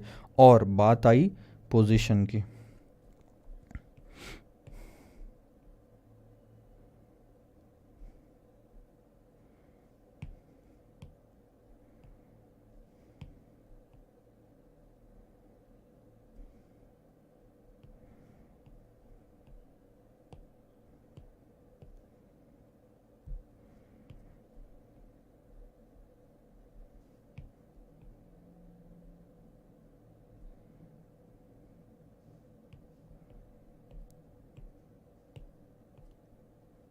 ठीक है, तो बात आई जब पोजीशन की, तो एक चीज़ का ध्यान रखना, पोजीशन का कैलकुलेशन कैसे होगा sir? Very simple, spot position multiplied by risk to be reduced. और ये जो रिस्क टू बी रिड्यूस्ड है ये कैसे कैलकुलेट होता है sir? Old beta minus new beta. Complete hedging होगी तो न्यू बीटा अपने आप जीरो आ जाएगा, थोड़ी बहुत ही हेजिंग करनी है तो न्यू बीटा थोड़ा बहुत ही आएगा। बस ये चीज़ें है जो आपको ध्यान में रखनी है, इतनी सी, ठीक है। आगे बढ़े, अब देखो ये क्वेश्चन फटाक से, ठीक है, ध्यान देना। अब आपके पास राइट लिमिटेड के शेयर है, रॉन्ग लिमिटेड के शेयर है और फेयर लिमिटेड के शेयर है। ध्यान देना, राइट, रॉन्ग और फेयर के शेयर है, ठीक है। इसके बाद आपकी राइट में लॉन्ग पोजीशन है, यहाँ पे शॉर्ट पोजीशन है और यहाँ पे भी शॉर्ट पोजीशन है, ठीक है। आपको करनी है हेजिंग। आप देख लेना बीटा आपका यहाँ भी पॉजिटिव है, यहाँ भी पॉजिटिव है, यहाँ भी पॉजिटिव है, तीनों केस में बीटा पॉजिटिव है। तो हेजिंग करने के लिए हम क्या लेते हैं सर? अपोजिट पोजीशन लेते हैं, ठीक है। तो अगर ध्यान दो, अगर आपका यहाँ पे लॉन्ग है तो आप क्या करोगे? शॉर्ट करोगे। इस केस में शॉर्ट है तो आप क्या करोगे? लॉन्ग करोगे। इस केस में भी शॉर्ट है तो आप क्या करोगे? लॉन्ग करोगे। तो आपको समझ में आ गया, इंडेक्स में शॉर्ट लॉन्ग लॉन्ग फ्यूचर्स की पोजीशन लेनी है। इसके बाद अमाउंट कैसे डिसाइड होगी? बहुत सिंपल, उन्होंने कंप्लीट हेजिंग बोला ना, तो old beta minus new beta, इतना रिस्क हमें कम करना है, यानी 1.25 में से पूरा रिस्क कम करना है, तो पूरे से मल्टीप्लाई करो। 50 lakh into 1.25, 25 lakh into 0.90, 20 lakh into 0.75। Simple, ध्यान देना, शॉर्ट लॉन्ग लॉन्ग, ये देखो शॉर्ट लॉन्ग लॉन्ग, और इसके बाद calculation 50 into this, 25 into this, 20 into this. ध्यान देना, यहाँ पे लिखा जरूर है, आपको ऐसा लगेगा कि यार अमाउंट से बीटा को मल्टीप्लाई करना पड़ता है। नहीं सर, पूरे बीटा से तभी मल्टीप्लाई होता है जब आप कंप्लीट हेजिंग करना चाहते हो। अगली बार क्वेश्चन आया कि आधी हेजिंग करना है तो आपको यहाँ पे आधा बीटा लेना पड़ेगा, पूरा बीटा नहीं लेते। तो इस कॉन्सेप्ट को हटाओ, इसके जगह ये लिखो रिस्क टू बी रिड्यूस्ड। जितना रिस्क कम करना है सिर्फ उतने बीटा से मल्टीप्लाई करो तो आपकी पोजीशन आ जाएगी। अगर नेट में कैलकुलेट करना चाहते हो टोटल करके तो शॉर्ट पोजीशन ज़्यादा आ रही है 62,50,000 की। इसके साथ आपकी कहानी हुई ख़त्म। ये क्वेश्चन हो गया ख़त्म। अब यहाँ पे मैं रुकता हूँ, थोड़ा सा ब्रेक लेता हूँ, अगले लेक्चर में आऊँगा कुछ नए कॉन्सेप्ट्स को लेते हुए। Bye bye.